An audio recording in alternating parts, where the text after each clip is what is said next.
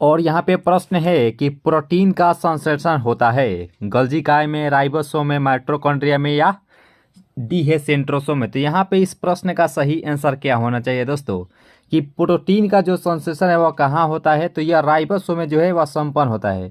यानी कि इस प्रश्न का जो राइट आंसर हो जाएगा ऑप्शन नंबर यहाँ पे जो बी ऑप्शन है इस प्रश्न का राइट आंसर हो जाएगा। और यहाँ पे देख रहे हैं माइटोकॉन्ड्रिया, तो माइटोकॉन्ड्रिया का जो है कोशिका का पावर हाउस भी कहा जाता है, याद रखिएगा दोस्तों, पावर हाउस या ऊर्जा गृह भी कहा जाता है माइटोकॉन्ड्रिया को। तो इस प्रश्न का जो राइट आंसर हो जाएगा वो हो जाएगा ऑप्शन नंबर बी। और यहाँ पे प्रश्न है कि माइटोकॉन्ड्रिया का संबंध होता है उत्सर्जन से, प्रासरण से, पाचन रस से या श्वसन से। तो माइटोकॉन्ड्रिया का यहाँ पे संबंध पूछा गया है दोस्तों। तो यहाँ पे इस प्रश्न का सही आंसर क्या होगा, देखिए माइटोकॉन्ड्रिया के जब भी बात किया जाए तो यह श्वसन से जो है यह संबंध रखता है। यानी कि जो सी ऑप्शन है इस प्रश्न का राइट आंसर हो जाएगा option number C. C is the right answer for this question. और यहाँ पे देख सकते हैं प्रश्न को कि कोशिका के अंदर ऊर्जा का निर्माण किसके द्वारा होता है। काफ़ी महत्वपूर्ण ये सवाल है कि कोशिका के अंदर ऊर्जा का जो निर्माण है वह किसके द्वारा होता है, क्या केंद्रक द्वारा, केंद्रिका के द्वारा, हरित लवक या माइटोकॉन्ड्रिया के द्वारा। देखिए इसका जो सही आंसर हो जाएगा थर्ड का वह हो जाएगा ऑप्शन नंबर डी। डी जो है इस प्रश्न का सही आंसर हो जाएगा, D is the right answer for this question. आइए दोस्तों हम लोग नेक्स्ट प्रश्न को कवर करते हैं। और यहाँ पे प्रश्न है कि पादप कोशिका में DNA होता है, हरित लवक, माइटोकॉन्ड्रिया, केंद्रक या डी है सभी। तो यहाँ पे बताने कि पादप जो कोशिका होती है उसमें DNA होता है। तो इसका जो सही आंसर हो जाएगा फोर्थ का वो होता है इनमें से सभी। यानी कि इनमें से सभी का होता है, यानी कि हरित लवक का भी होता है, माइटोकॉन्ड्रिया का भी होता है और केंद्रक यानी कि न्यूक्लियस का भी होता है। तो इस प्रश्न का राइट आंसर हो जाएगा ऑप्शन नंबर यहाँ पे जो डी ऑप्शन है इस प्रश्न का राइट आंसर हो जाएगा। और यहाँ पे प्रश्न है कि मानव शरीर के कौन से अंग में लसिका कोशिकाएं बनती है। काफ़ी महत्वपूर्ण ये सवाल है कि मानव शरीर के कौन से अंग में लसिका कोशिकाएं बनती है, यकृत में, दीर्घास्थि में, तिल्ली में या डी है अग्नाशय में। तो यहाँ पे इस प्रश्न का राइट आंसर क्या होगा कि मानव शरीर के कौन से अंग में लसिका कोशिकाएं बनती है। तो 5 नंबर प्रश्न का जो राइट आंसर हो जाएगा दीर्घास्थि में जो है वह बनती है। यानी कि इस प्रश्न का राइट आंसर हो जाएगा ऑप्शन नंबर बी। बी जो है इस प्रश्न का राइट आंसर हो जाएगा। और एक सवाल आप सभी के लिए है दोस्तों कि आत्महत्या की थैली किसे कहा जाता है। आत्महत्या की थैली किसे कहा जाता है, कमेंट बॉक्स से आपका आंसर जरूर ही आना चाहिए दोस्तों कि आत्महत्या की थैली किसे कहा जाता है। और यहाँ पे प्रश्न है कि कोशिका सिद्धांत का प्रतिपादन किया था डार्विन और वेलेस, मेंडल और मॉर्गन, स्लाइडेन और स्वान और टेक्सले ने। तो यहाँ पे इस प्रश्न का सही आंसर क्या होना चाहिए कि कोशिका सिद्धांत का प्रतिपादन किसने किया था। तो उम्मीद करते हैं आप सभी इस प्रश्न का राइट आंसर दे दिए होंगे। तो देखिए 6 नंबर प्रश्न का जो राइट आंसर हो जाएगा स्लाइडेन और स्वाल के द्वारा जो है वह कोशिका सिद्धांत जो है वह दिया गया था। इस प्रश्न का जो राइट आंसर हो जाएगा ऑप्शन नंबर सी। सी जो है इस प्रश्न का राइट आंसर हो जाएगा। और मेंडल की बात करें तो इन्हें आनुवंशिकी के पिता भी कहा जाता है, याद रखें दोस्तों। इन्होंने ही सर्वप्रथम मटर के पौधे पर जो है अपना प्रयोग दर्शाया था। तो इन्हें आनुवंशिकी के पिता भी कहा जाता है, याद रखेगा दोस्तों। तो इस प्रश्न का जो राइट आंसर हो जाएगा ऑप्शन नंबर यहाँ पे जो सी ऑप्शन है इस प्रश्न का राइट आंसर हो जाएगा। और जो भी दोस्त नए जुड़ेंगे चैनल से जरूर ही सब्सक्राइब कर लीजिएगा दोस्तों। वीडियो को जो है लाइक जरूर ही कर लीजिएगा दोस्तों। सेशन अगर अच्छी लग रही हो तो जरूर ही लाइक कर लीजिएगा। और यहाँ पे प्रश्न है कि अर्धसूत्री विभाजन पाया जाता है। काफ़ी ये महत्वपूर्ण ये सवाल है कि अर्धसूत्री विभाजन पाया जाता है पत्ती में, तने में, मूलाग्राम में, तरुण पुष्पकलिकाओं में। तो यहाँ पे इसका जो सही आंसर हो जाएगा यहाँ पे 7 का तो ये होता है तरुण पुष्पकलिका में जो है अर्धसूत्री विभाजन पाया जाता है। यानी कि जो डी ऑप्शन है इस प्रश्न का राइट आंसर हो जाएगा ऑप्शन नंबर डी। डी जो है इस प्रश्न का राइट आंसर हो जाएगा। और यहाँ पे प्रश्न है कि ATP का निर्माण होता है। तो सर्वप्रथम जो है ATP का फुल फॉर्म जानेंगे। तो एडिनोसिन ट्राइफॉस्फेट जो है होता है ये ATP का फुल फॉर्म होता है एडिनोसिन ट्राइफॉस्फेट, ठीक है। और ATP का जो निर्माण होता है क्या राइबोसोम में, गोल्गी में, माइटोकॉन्ड्रिया में और डी है इनमें से कोई नहीं। तो देखिए इसका जो निर्माण होता है वह माइटोकॉन्ड्रिया में संपन्न होता है। यानी कि इस प्रश्न का राइट आंसर हो जाएगा ऑप्शन नंबर सी। सी जो है इस प्रश्न का सही आंसर हो जाएगा। आइए यहाँ पे हम लोग नेक्स्ट प्रश्न को कभी कवर करते हैं। और यहाँ पे प्रश्न है कि किस दूध में लैक्टोज शर्करा का प्रतिशत अधिक होता है। तो यहाँ पे इस प्रश्न का राइट आंसर क्या होगा कि किस दूध में लैक्टोज शर्करा जो है उसका प्रतिशत अधिक होता है। गाय का दूध, बकरी का दूध, स्त्री का दूध या डी है इन्हीं में से सभी के दूध। तो यहाँ पे इसका जो सही आंसर हो जाएगा, यह सबसे अधिक जो है वह बकरी के दूध में होता है। इस प्रश्न का राइट आंसर हो जाएगा ऑप्शन नंबर यहाँ पे जो बी ऑप्शन है, इस प्रश्न का राइट आंसर हो जाएगा। दूध से दही बनाने में किस जीवाणु का जो है उसमें प्रयोग किया जाता है। तो आपको आंसर बताना है कि नहीं होता है दूध से दही का ही, या दही में कौन सा जो है जीवाणु पाया जाता है। कमेंट बॉक्स आपका आंसर जरूर ही आना चाहिए कि दही में जो है वह कौन सा जीवाणु पाया जाता है। और यहाँ पे प्रश्न है कि हाइड्रोफोबिया रोग होता है जीवाणु द्वारा, कवक द्वारा, प्रोटोजोआ द्वारा या विषाणु द्वारा। तो हाइड्रोफोबिया यहाँ पे बताना है कि ये कुत्ते के काटने से होता है, जो कि हेब्डो वायरस के कारण जो है वह हाइड्रोफोबिया नामक रोग होता है। ठीक है, कुत्ते या बिल्ली का है तो उसके काटने से ही हाइड्रोफोबिया रोग होता है। और ये जो हाइड्रोफोबिया रोग होता है ये होता है विषाणु द्वारा, यानी कि वायरस के द्वारा जो है हाइड्रोफोबिया रोग होता है, वायरस। तो इस प्रश्न का राइट आंसर हो जाएगा ऑप्शन नंबर यहाँ पे जो सी ऑप्शन है, इस प्रश्न का सही आंसर हो जाएगा। उम्मीद करते हैं सेशन अगर अच्छी लग रही हो तो लाइक जरूर ही कीजिएगा। और यहाँ पे प्रश्न है कि सबसे ज़्यादा दिन तक जीवित रहने वाला पक्षी इनमें से कौन सा हो जाएगा, डोडो, मोर, ऑस्ट्रिच या बतख। तो यहाँ पे चारों ऑप्शन को आप सही से देख चुके हैं, तो यहाँ पे बता दीजिए कि सबसे ज़्यादा दिन तक जीवित रहने वाली पक्षी इनमें से कौन सा हो जाएगा। तो देखिए 11वां प्रश्न का जो राइट आंसर हो जाएगा यह हो जाएगा ऑस्ट्रिच। इस प्रश्न का राइट आंसर हो जाएगा ऑप्शन नंबर सी जो है इस प्रश्न का सही आंसर हो जाएगा। आइए दोस्तों हम लोग नेक्स्ट प्रश्न को भी कवर कर लेते हैं।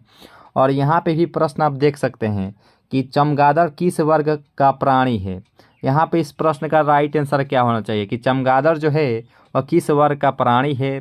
मेमेलिया है, यूथेरिया है, काइराटेरा है या प्रोथेरिया है। तो यहाँ पे इसका जो सही आंसर हो जाएगा चमगादड़ जो है किस वर्ग का प्राणी है, तो ये होता है 12 का ए। मेमेलिया जो है इस प्रश्न का सही आंसर हो जाएगा ऑप्शन नंबर ए जो है इस प्रश्न का राइट आंसर हो जाएगा। इसका पीडीएफ अगर चाहते हैं तो पीडीएफ आपको टेलीग्राम ग्रुप से ज्वाइन होते हैं, तो इसका पीडीएफ आप आसानी में से डाउनलोड करके आप कभी प्रैक्टिस कर सकते हैं। दोस्तों टेलीग्राम ग्रुप का जो लिंक है इसी वीडियो के नीचे आपको डिस्क्रिप्शन बॉक्स में मिल जाएगा। ठीक है, वहाँ से आप पीडीएफ को डाउनलोड करके आप प्रैक्टिस कर सकते हैं दोस्तों। और यहाँ पे प्रश्न है कि एथलीट फुट बीमारी होती है। काफ़ी महत्वपूर्ण ये सवाल है, ये प्रश्नोत्तर बार बार एग्जाम में पूछे जाते हैं कि एथलीट फुट जो है बीमारी होती है जीवाणुओं द्वारा, फफूंद द्वारा, मूत्र कृमि द्वारा और प्रोटोजोआ द्वारा। देखिए इसका जो सही आंसर हो जाएगा 13 का, या फफूंद द्वारा जो है ये होती है। देखिए इस प्रश्न का राइट आंसर हो जाएगा ऑप्शन नंबर यहाँ पे जो बी ऑप्शन है, इस प्रश्न का सही आंसर हो जाएगा। इस सेशन को अच्छे से तैयारी कर लेते हैं तो आपसे जो है प्रश्नोत्तर अब विज्ञान सेक्शन से नहीं छूटने वाले हैं। यानी कि हम लोग जब विज्ञान का निचोड़ देख ही रहे हैं तो ये सभी क्वेश्चंस आपको A to Z आना चाहिए। ठीक है, तो क्योंकि इन्हीं क्वेश्चन में से ही एग्जाम में आते हैं बार बार। ठीक है, तो चलिए दोस्तों नेक्स्ट प्रश्न को कवर करते हैं। ये प्रश्न उत्तर अभी देखे थे कि एटीपी का निर्माण माइटोकॉन्ड्रिया में होता है, यानी कि जो सी ऑप्शन है इस प्रश्न का राइट आंसर हो जाएगा। और कोशिका सिद्धांत भी दिखे थे कि स्लाइडन और स्वान जो है इस प्रश्न का राइट आंसर हो जाएगा। आइए यहाँ पे 16वें प्रश्न से देखते हैं प्रश्न को कि रुधिर परिसंचरण तंत्र की खोज करने वाला प्रथम वैज्ञानिक कौन थे। तो यहाँ पे इस प्रश्न का राइट आंसर क्या होगा कि रुधिर परिसंचरण तंत्र की खोज जो है करने वाला प्रथम वैज्ञानिक कौन थे। तो 16वां प्रश्न का जो राइट आंसर हो जाएगा यह विलियम हार्वे जो है इस प्रश्न का राइट आंसर हो जाएगा ऑप्शन नंबर ए जो है इस प्रश्न का राइट आंसर हो जाएगा। और यहाँ पे जो रॉबर्ट हुक देख रहे हैं, कोशिका की खोज जो है वह रॉबर्ट हुक के द्वारा किया गया था दोस्तों, कोशिका की खोज। और बात करें जीवित कोशिका के बारे में तो जीवित कोशिका की खोज जो है वह ल्यूएन हॉक के द्वारा किया गया था, जो कि बैक्टीरिया की खोज किए थे। तो ल्यूएन हॉक के द्वारा जीवित कोशिका की खोज किया गया था और बैक्टीरिया की खोज जो है ल्यूएन हॉक के द्वारा ही किया गया था। और वैसे बात करें कोशिका के बारे में तो कोशिका की खोज जो है वह रॉबर्ट हुक के द्वारा किया गया था, याद रखेगा। तो इस प्रश्न का जो राइट आंसर हो जाएगा ऑप्शन नंबर ए जो इस प्रश्न का राइट आंसर हो जाएगा। और यहाँ पे विषाणु की खोज जो है वह किसके द्वारा किया गया था, हॉल्डेन के द्वारा, हॉक्सेल के द्वारा, इवानोवेस्की के द्वारा, एम्पिडोलक्स के द्वारा। तो यहाँ पे इसका जो सही आंसर क्या होना चाहिए 17 का। तो देखिए इसका जो सही आंसर हो जाएगा इवानोवेस्की के द्वारा जो है वह विषाणु की खोज किए गए थे दोस्तों, यानी कि वायरस की खोज किया गया था दोस्तों। और इसका जो राइट आंसर हो जाएगा ऑप्शन नंबर सी जो है इस प्रश्न का राइट आंसर हो जाएगा। और ये क्वेश्चन आप सभी के लिए है दोस्तों कि एड्स में जो है वह कौन सा टेस्ट लगता है। कमेंट बॉक्स से आपका जरूर ही आंसर आना चाहिए दोस्तों कि एड्स में जो है वह कौन सा टेस्ट लगता है। और यहाँ पे प्रश्न है कि कुत्ते के काटने पर वायरस के द्वारा जो रोग उत्पन्न होता है वह क्या कहलाता है, मम्स, हाइड्रोफोबिया, पीलिया, चेचक। तो यहाँ पे इस प्रश्न का राइट आंसर क्या होना चाहिए दोस्तों कि कुत्ते के काटने पर वायरस के द्वारा जो रोग उत्पन्न होता है क्या कहलाता है। तो हम लोग आसानी वे से जाने थे कि ये हाइड्रोफोबिया नामक रोग होता है जो कि रेबडो वायरस के कारण होता है। ठीक है, तो यहाँ पे इस प्रश्न का राइट आंसर हो जाएगा ऑप्शन नंबर बी जो है इस प्रश्न का राइट आंसर हो जाएगा। और इसमें जो है व्यक्ति जो है वह पानी से डरता है, नहीं होता है जब बादल गरजता है तो उस समय वह डरने लगता है, तो उसमें यही होता है जो कि पानी से ही डरता है, हाइड्रोफोबिया नामक उसमें रोग होता है। इस प्रश्न का राइट आंसर हो जाएगा ऑप्शन नंबर बी। और जीवाणु की खोज सर्वप्रथम किसने की?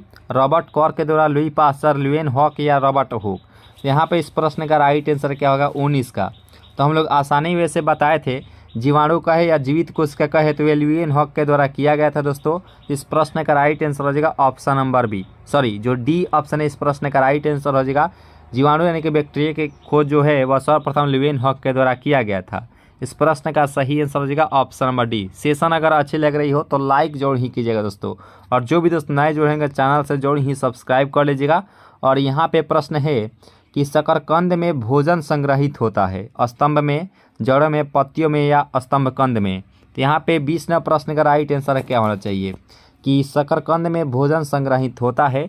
तो 20वें प्रश्न का राइट आंसर हो जाएगा जड़ों में। जड़ों में जो है इस प्रश्न का राइट आंसर हो जाएगा। और एक क्वेश्चन आप सभी के लिए है दोस्तों कि दलहनी पौधों के जड़ों में कौन सा जो है वह जीवाणु पाया जाता है। कमेंट बॉक्स से आपका आंसर जरूर ही आना चाहिए दोस्तों कि दलहनी पौधों के जड़ों में जो है वह कौन सा जीवाणु पाया जाता है। ठीक है, और यहाँ पे प्रश्न कि हल्दी के पौधे का खाने योग्य हिस्सा कौन सा होता है। काफ़ी महत्वपूर्ण ये सवाल है कि हल्दी के पौधे का खाने योग्य हिस्सा कौन सा हो जाएगा, जड़, प्रकंद, फल या कंद। तो यहाँ पे इसका जो सही आंसर हो जाएगा 21 का, वह हो जाएगा ऑप्शन नंबर बी, प्रकंद जो है इस प्रश्न का राइट आंसर हो जाएगा option number B. B is the right answer for this question. आइए यहाँ पे हम लोग नेक्स्ट प्रश्न को कवर करते हैं। और यहाँ पे प्रश्न है कि लिम्फोसाइट से रक्षा करती है। काफ़ी महत्वपूर्ण ये सवाल है कि लिम्फोसाइट जो है किससे रक्षा करती है, क्या विष से, रोगाणुओं से, श्वेताणुओं से या लिम्फ से। तो यहाँ पे 22वें प्रश्न का जो राइट आंसर हो जाएगा वह रोगाणुओं से जो है वह रक्षा करती है, यानी कि इस प्रश्न का राइट आंसर हो जाएगा ऑप्शन नंबर बी। बी जो है इस प्रश्न का सही आंसर हो जाएगा। और ये प्रश्न उत्तर आप 23 प्रश्न उत्तर जो आप स्क्रीन पर देख रहे होंगे, ये काफ़ी महत्वपूर्ण ये सवाल है। ये आपातकालीन ग्रंथि होता है। जब हम लोग विज्ञान का निचोड़ देख ही रहे तो सभी क्वेश्चन से हम लोग वाकिफ रहेंगे, क्योंकि इसी सेशन से जो है वह 100% यहीं से ही क्वेश्चन आने वाले हैं एग्जाम में दोस्तों। ठीक है, तो आप सभी अंत तक जोर देखने का प्रयास कीजिए क्योंकि सेशन बहुत ही महत्वपूर्ण है। और आपातकालीन ग्रंथि कौन सा हो जाएगा? एड्रिनल हो जाएगा, थाइमस हो जाएगा, थायराइड हो जाएगा या अग्नाशय हो जाएगा। देखिए इसका जो सही आंसर हो जाएगा 23 का, वह हो जाता है यहाँ पे जो ए ऑप्शन है एड्रिनल, जो कि राइट आंसर हो जाएगा। आपातकालीन जो ग्रंथि हो जाएगा वह एड्रिनल ग्रंथि होती है, यानी कि इस प्रश्न का राइट आंसर हो जाएगा ऑप्शन नंबर ए। ए जो इस प्रश्न का राइट आंसर हो जाएगा। और किस ग्रंथि को जो है वह मास्टर ग्रंथि कहा जाता है। कमेंट बॉक्स से आपका आंसर जरूर ही आना चाहिए दोस्तों कि किस ग्रंथि को जो है मास्टर ग्रंथि के नाम से भी जाना जाता है। और पेलाग्रा रोग किस पोषक पदार्थ की लगातार कमी से होता है। यहाँ पे इस प्रश्न का राइट आंसर क्या होगा कि पेलाग्रा रोग जो है किस पोषक पदार्थ के लगातार कमी से होता है। तो यहाँ पे 24वें प्रश्न का जो राइट आंसर हो जाएगा वह हो जाएगा ऑप्शन नंबर ए, नियासिन जो है इस प्रश्न का राइट आंसर हो जाएगा। हम अभी यहाँ पे पूछे थे कि मानव शरीर के किस ग्रंथि को मास्टर ग्रंथि कहा जाता है, तो आपका आंसर आएगा क्या होना चाहिए। तो देखिए पीयूष ग्रंथि को जो है वह मास्टर ग्रंथि के नाम से भी जाना जाता है। ठीक है, तो यहाँ पे इसका जो सही आंसर हो जाएगा वह प्यूटरी ग्रंथि जो है इस प्रश्न का सही आंसर हो जाएगा, जो कि ऑप्शन नंबर ए में दिया गया है, जो कि राइट आंसर हो जाएगा। ठीक है, और यहाँ पे प्रश्न है कि रक्त कब्रगाह किसे कहा जाता है। काफ़ी महत्वपूर्ण ये सवाल है कि रक्त का कब्रिस्तान कहे या कब्रगाह कहे, दोनों सेम ही होता है, तो किसे कहा जाता है। क्या प्लीहा को, प्लीहा यानी कि स्प्लीन होता है, यकृत या फेफड़ा या लाल अस्थिमज्जा। तो यहाँ पे इसका जो सही आंसर हो जाएगा, यहाँ पे 26वें प्रश्न का क्या होना चाहिए। तो देखिए इसका जो सही आंसर हो जाएगा वह हो जाएगा ऑप्शन नंबर ए। ये जो इस प्रश्न का राइट आंसर हो जाएगा। स्प्लीन जो है इस प्रश्न का राइट आंसर हो जाएगा प्लीहा, यानी कि रक्त का कब्रगाह जो है स्प्लीन को कहा जाता है, यानी कि प्लीहा को कहा जाता है। तो चलिए दोस्तों हम लोग नेक्स्ट प्रश्न को भी कवर कर लेते हैं।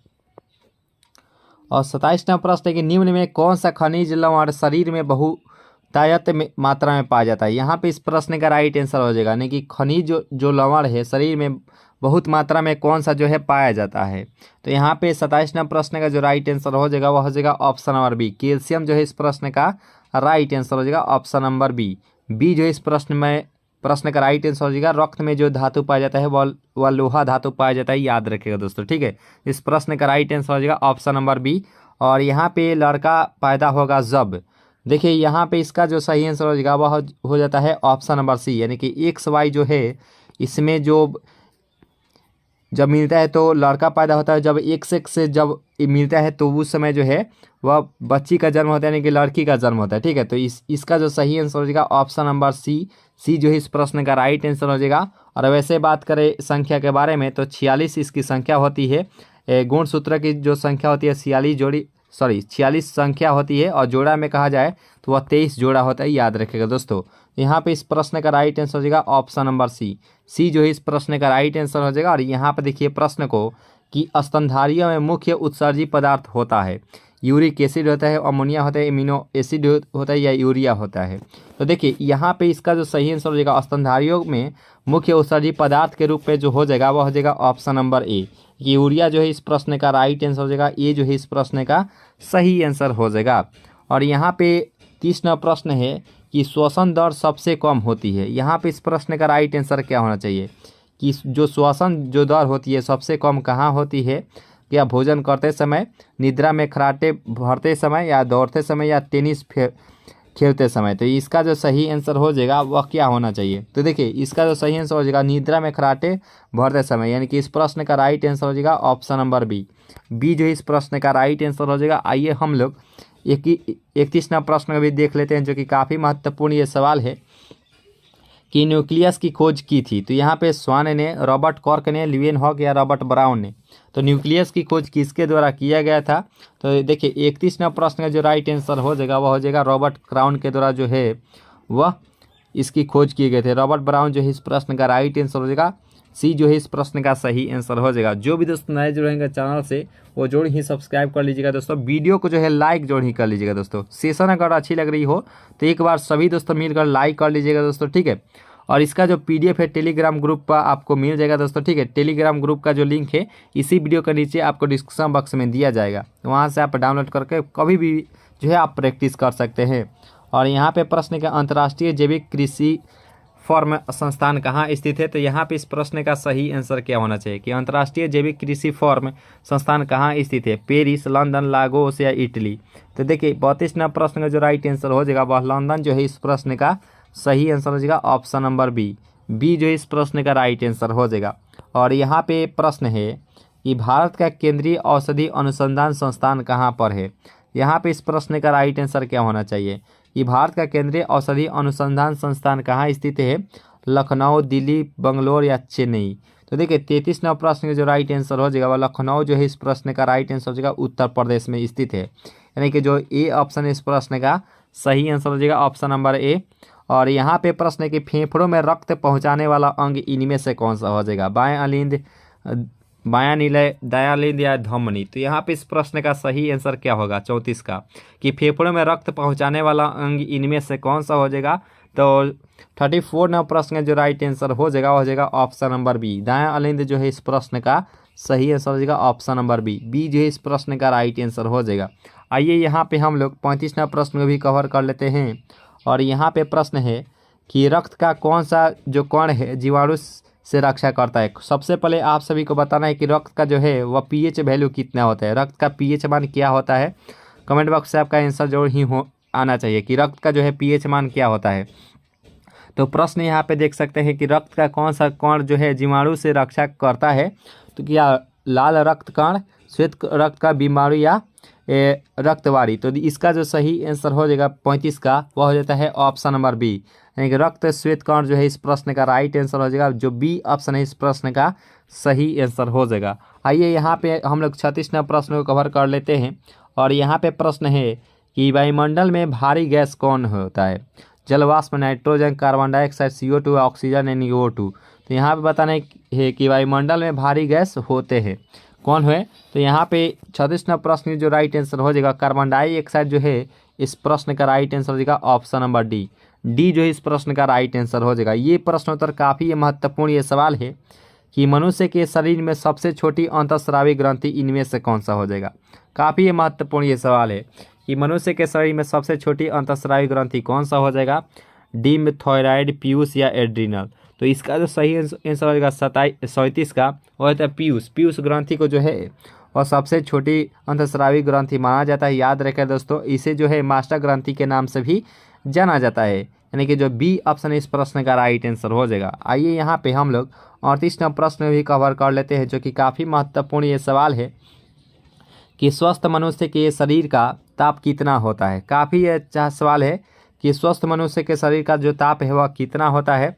98.6 डिग्री फ़ारेनहाइट या 37 डिग्री सेल्सियस या 36.9 डिग्री फ़ारेनहाइट, 97.6 डिग्री फ़ारेनहाइट या 98.9 डिग्री फ़ारेनहाइट। तो यहाँ पे इस प्रश्न का राइट आंसर क्या होगा कि स्वस्थ मनुष्य के शरीर का पीएच ताप कितना, सॉरी पीएच नहीं, यहाँ पे ताप कितना होता है। तो इसका जो सही आंसर हो जाएगा यहाँ पे 38 का, वह होता है option number A, 98.6 degree Fahrenheit कहे या 37 डिग्री सेल्सियस। इस प्रश्न का राइट आंसर हो जाएगा ऑप्शन नंबर ए।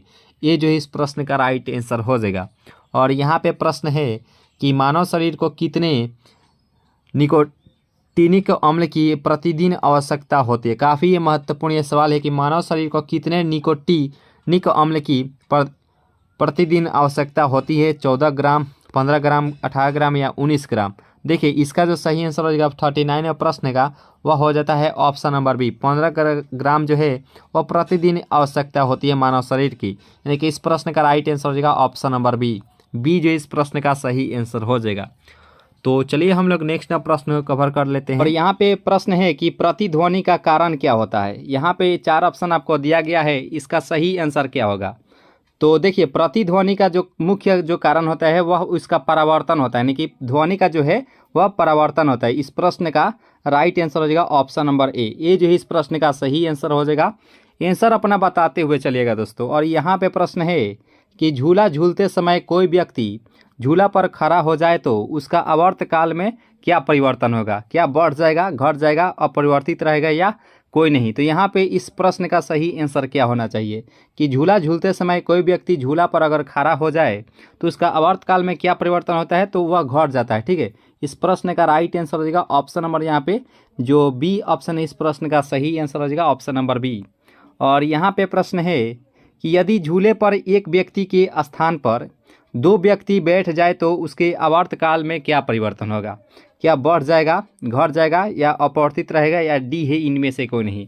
तो यहाँ पे इस प्रश्न का सही आंसर क्या होना चाहिए कि यदि झूले पर एक व्यक्ति के स्थान पर 2 व्यक्ति अगर बैठ जाए तो आवर्त काल में जानते हैं क्या परिवर्तन होता है, वह अपरिवर्तित रहता है, यानी कि ऑप्शन नंबर यहाँ पे जो सी ऑप्शन है, इस प्रश्न का सही आंसर हो जाएगा option number C. C is the right answer for this question. और यहाँ पे प्रश्न है कि सेकेंडरी पेंडुलम का आवर्त काल क्या होता है, 1 सेकेंड, 2 सेकेंड, 3 सेकेंड या 4 सेकेंड। तो यहाँ पे इस प्रश्न का सही आंसर क्या होना चाहिए कि सेकेंडरी पेंडुलम का जो है आवर्त काल क्या होता है। तो इसका जो सही आंसर हो जाएगा 4 का, वह जगह 2 सेकेंड होता है। ठीक है, यहाँ पे 2 सेकेंड ऑप्शन नंबर बी में दिया गया है, जो कि राइट आंसर हो जाएगा ऑप्शन नंबर बी। बी जो इस प्रश्न का सही आंसर हो जाएगा। और यहाँ पे प्रश्न है कि कोशिका नली में जल का ऊपरी सतह होता है। यहाँ पे इस प्रश्न का सही आंसर क्या होगा कि जो केशिका जो नली होती है उसकी ऊपरी सतह कैसा होता है, क्या अवतल होता है, उत्तल होता है या समतल होता है या डी है इनमें से कोई नहीं। तो इसका जो सही आंसर हो जाएगा 5 का, वह हो जाएगा ऑप्शन नंबर जो ए है अवतल, जो कि बिल्कुल ही सही आंसर हो जाएगा ऑप्शन नंबर ए। ये जो इस प्रश्न का राइट आंसर हो जाएगा। और यहाँ पे प्रश्न है कि द्रव का घनत्व अधिक होने पर पृष्ठ तनाव में क्या परिवर्तन होता है। यहाँ पे इस प्रश्न का सही आंसर क्या होगा कि द्रव का घनत्व अधिक होने पर पृष्ठ तनाव में क्या परिवर्तन होता है।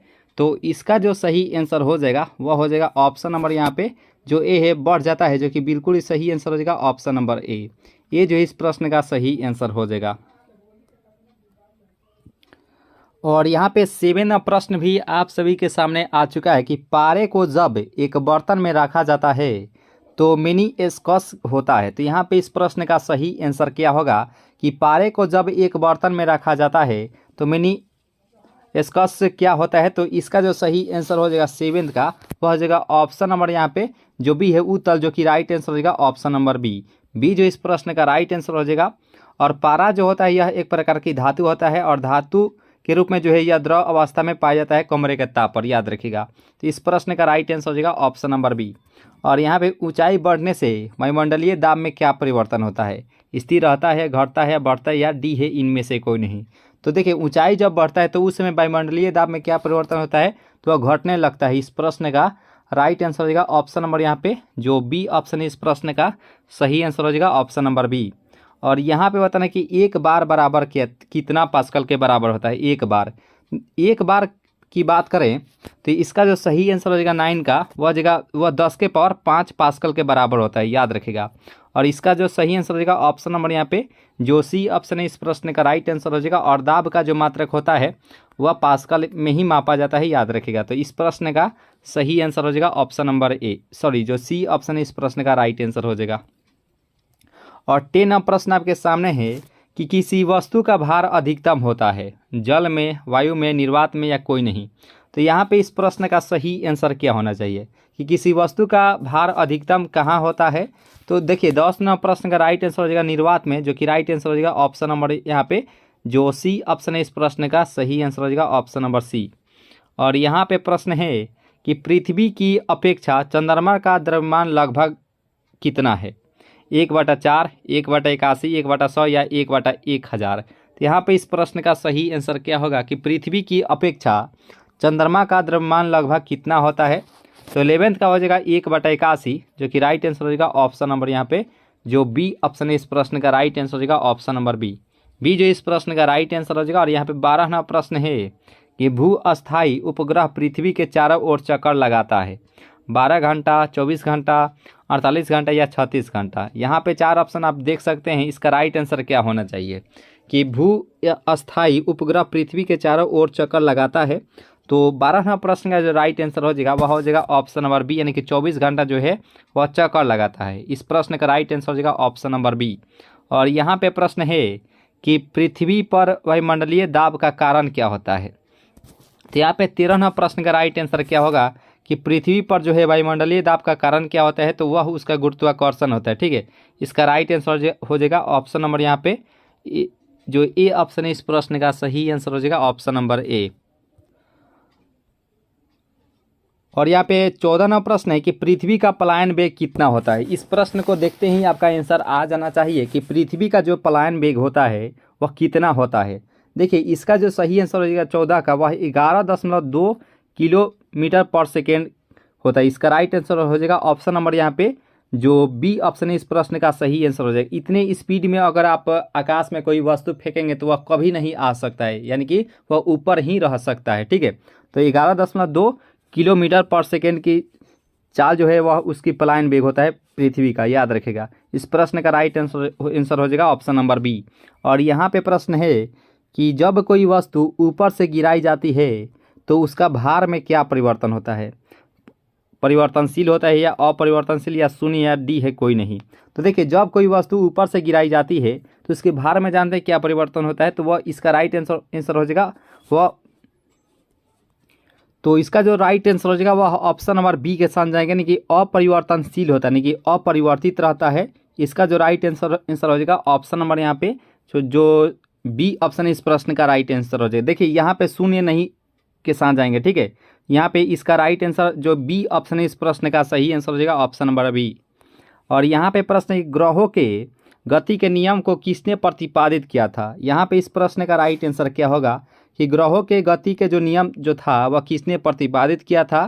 तो इसका जो सही आंसर हो जाएगा 16 का, वह हो जाएगा ऑप्शन नंबर यहाँ पे जो बी है केपलर, जो कि बिल्कुल ही सही आंसर हो जाएगा ऑप्शन नंबर बी जो है इस प्रश्न का राइट आंसर हो जाएगा। और यहाँ पे प्रश्न है कि एक जेट इंजन किस सिद्धांत पर जो है वह कार्य करता है?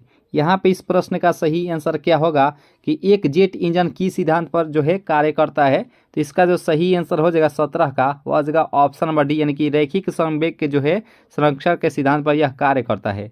इस प्रश्न का राइट आंसर हो जाएगा ऑप्शन नंबर डी।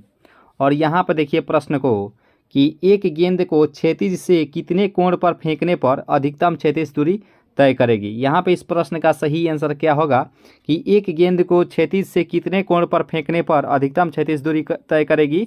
तो इसका जो सही आंसर हो जाएगा 18 का, वह हो जाएगा 45 डिग्री, जो कि बिल्कुल ही सही आंसर हो जाएगा ऑप्शन नंबर यहाँ पे जो सी ऑप्शन है इस प्रश्न का राइट आंसर हो जाएगा। एक बात जरूर ही आपको याद होना चाहिए कि जो हीरा को जो काटा जाता है वह 45 डिग्री के कोण पर जो है वह हीरा को काटा जाता है, याद रखिएगा, ठीक है। तो यहाँ पे इस प्रश्न का राइट आंसर हो जाएगा ऑप्शन नंबर सी जो इस प्रश्न का सही आंसर हो जाएगा। और यहाँ पे प्रश्न है कि वायुमंडल में बादलों को तैरने का क्या कारण होता है। यहाँ पे इस प्रश्न का सही आंसर क्या होना चाहिए कि वायुमंडल में बादलों के तैरने का मुख्य कारण क्या होता है। क्या उसका ताप होता है, दाब होता है, वेग होता है, या कम उसका घनत्व होता है। देखिए 19वां प्रश्न का जो राइट आंसर हो जाएगा उसके कम घनत्व के कारण जो है वह बादल जो है वायुमंडल में तैरते हुए नजर आते हैं। इस प्रश्न का राइट आंसर हो जाएगा ऑप्शन नंबर यहाँ पे जो डी ऑप्शन इस प्रश्न का सही आंसर हो जाएगा। इसका जो पीडीएफ है आपको टेलीग्राम ग्रुप से ज्वाइन होते हैं तो पीडीएफ आप डाउनलोड करके आप प्रैक्टिस कर सकते हैं आंसर की के साथ, ठीक है। तो जो भी दोस्त नए जुड़े होंगे चैनल से जरूर ही सब्सक्राइब कर लीजिएगा, वीडियो को जो है लाइक जरूर ही कर लीजिएगा। और यहाँ पे प्रश्न है गैस के अणुओं की गतिज ऊर्जा किस ताप पर जो है वह शून्य होती है। यहाँ पे इस प्रश्न का सही आंसर क्या होगा कि गैस के अणुओं की जो गतिज ऊर्जा होती है वह किस ताप पर जो है वह शून्य होती है। तो देखिए 20वां प्रश्न का जो राइट आंसर हो जाएगा वह हो जाएगा ऑप्शन नंबर बी, यानी कि -273 डिग्री सेल्सियस पर जो है वह उसकी गतिज ऊर्जा जो है वह शून्य प्राप्त होती है। इस प्रश्न का राइट आंसर हो जाएगा ऑप्शन नंबर बी। और यहाँ पे देखिए प्रश्न को कि पारे का तापमापी किस ताप पर जो है प्रयुक्त हो सकता है। यहाँ पे इस प्रश्न का सही आंसर क्या होगा कि पारे का तापमापी किस ताप पर तक जो है प्रयुक्त हो सकता है। तो 21वां प्रश्न का जो राइट आंसर हो जाएगा वह हो जाएगा ऑप्शन नंबर सी, यानी कि 356 डिग्री सेल्सियस तक। इस प्रश्न का राइट आंसर हो जाएगा ऑप्शन नंबर यहाँ पे जो सी ऑप्शन है इस प्रश्न का राइट आंसर हो जाएगा। एक दोस्तों क्वेश्चन पूछ लिया जाता है खासकर परीक्षा में कि जो है पानी का घनत्व सबसे अधिक किस पर होता है, यानी कि किस डिग्री सेल्सियस पर जो है पानी का घनत्व सबसे अधिक होता है या सबसे कम होता है। कमेंट बॉक्स में आपको बताना है कि पानी का जो घनत्व है वह सबसे अधिक किस डिग्री सेल्सियस पर होता है, ठीक है। और यहाँ पे प्रश्न है कि प्रिज्म द्वारा किस रंग का जो है विचलन अधिकतम होता है। मान लीजिए प्रिज्म है, इसे अगर प्रकाश अगर गुजारा जाए तो ये तो 7 रंगों में विभक्त हो जाता है और इसमें जो है किस रंग का जो है विचलन अधिकतम होगा। तो इसका जो सही आंसर हो जाएगा 22 का वह हो जाएगा ऑप्शन नंबर ए, यानी कि बैगनी, जो कि राइट आंसर हो जाएगा ऑप्शन नंबर ए, क्योंकि इसका जो तरंग दैर्घ्य होता है वह सबसे कम होता है। तो इस प्रश्न का राइट आंसर हो जाएगा ऑप्शन नंबर ए।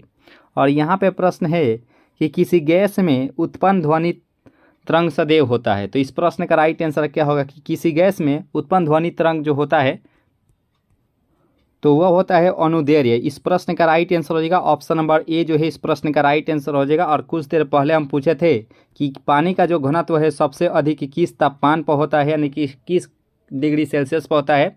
तो जो भी दोस्तों 4 डिग्री सेल्सियस बताए उनका बिल्कुल सही आंसर हो जाएगा। इसका जो घनत्व होता है पानी घनत्व सबसे अधिक 4 डिग्री सेल्सियस पर होता है और सबसे कम जो है वह 4 डिग्री सेल्सियस पर ही होता है। तो 23वां प्रश्न का राइट आंसर हो जाएगा ऑप्शन नंबर ए। और यहाँ पे प्रश्न है कि किसी स्थान पर पृथ्वी के चुंबकीय क्षेत्र के क्षैतिज व ऊर्ध्वाधर घटक बराबर है तो उस स्थान पर नति कोण कितना होगा। देखिए जब भी दोस्तों नति कोण का बात किया जाए तो इसका जो सही आंसर हो जाएगा 24 का वह हो जाएगा ऑप्शन नंबर यहाँ पे जो सी है 45 डिग्री, जो कि राइट आंसर हो जाएगा ऑप्शन नंबर सी जो इस प्रश्न का सही आंसर हो जाएगा। और यहाँ पे प्रश्न है कि द्रव्य तरंगों की तरंग दैर्घ्य निर्भर नहीं करती है संवेग पर चाल पर। यहाँ पे इसका राइट आंसर क्या होगा। तो चलिए दोस्तों नेक्स्ट जो ऑप्शन है उसे भी देख लेते हैं। और सी है द्रव्यमान पर और डी है आवेश पर। तो द्रव्य तरंगों की जो तरंग दैर्घ्य जो निर्भर करती है वह उसके आवेश पर जो है वह निर्भर करती है, यानी कि इस प्रश्न का राइट आंसर हो जाएगा ऑप्शन नंबर डी। और यहाँ पे प्रश्न है कि कौन सा कोण जो है सबसे अधिक अस्थायी है, अस्थायी यहाँ पे बताना है। तो यहाँ पे इस प्रश्न का जो राइट आंसर हो जाएगा 26 का वह हो जाएगा ऑप्शन नंबर बी, यानी कि न्यूट्रॉन, जो कि बिल्कुल ही सही आंसर हो जाएगा ऑप्शन नंबर बी जो इस प्रश्न का सही आंसर हो जाएगा। और एंगस्ट्रॉम क्या मापता है, यहाँ पे इस प्रश्न का सही आंसर क्या होगा कि एंगस्ट्रॉम जो है वह क्या मापता है। 4 ऑप्शन आपको दिया गया है, चारों ऑप्शन में से कौन सा जो ऑप्शन है वह सही आंसर हो जाएगा। देखिए एंगस्ट्रॉम का बात किया जाए तो यह प्रकाश का तरंग दैर्घ्य को जो है एंगस्ट्रॉम मापता है। इस प्रश्न का राइट आंसर हो जाएगा ऑप्शन नंबर यहाँ पे जो बी ऑप्शन है इस प्रश्न का सही आंसर हो जाएगा।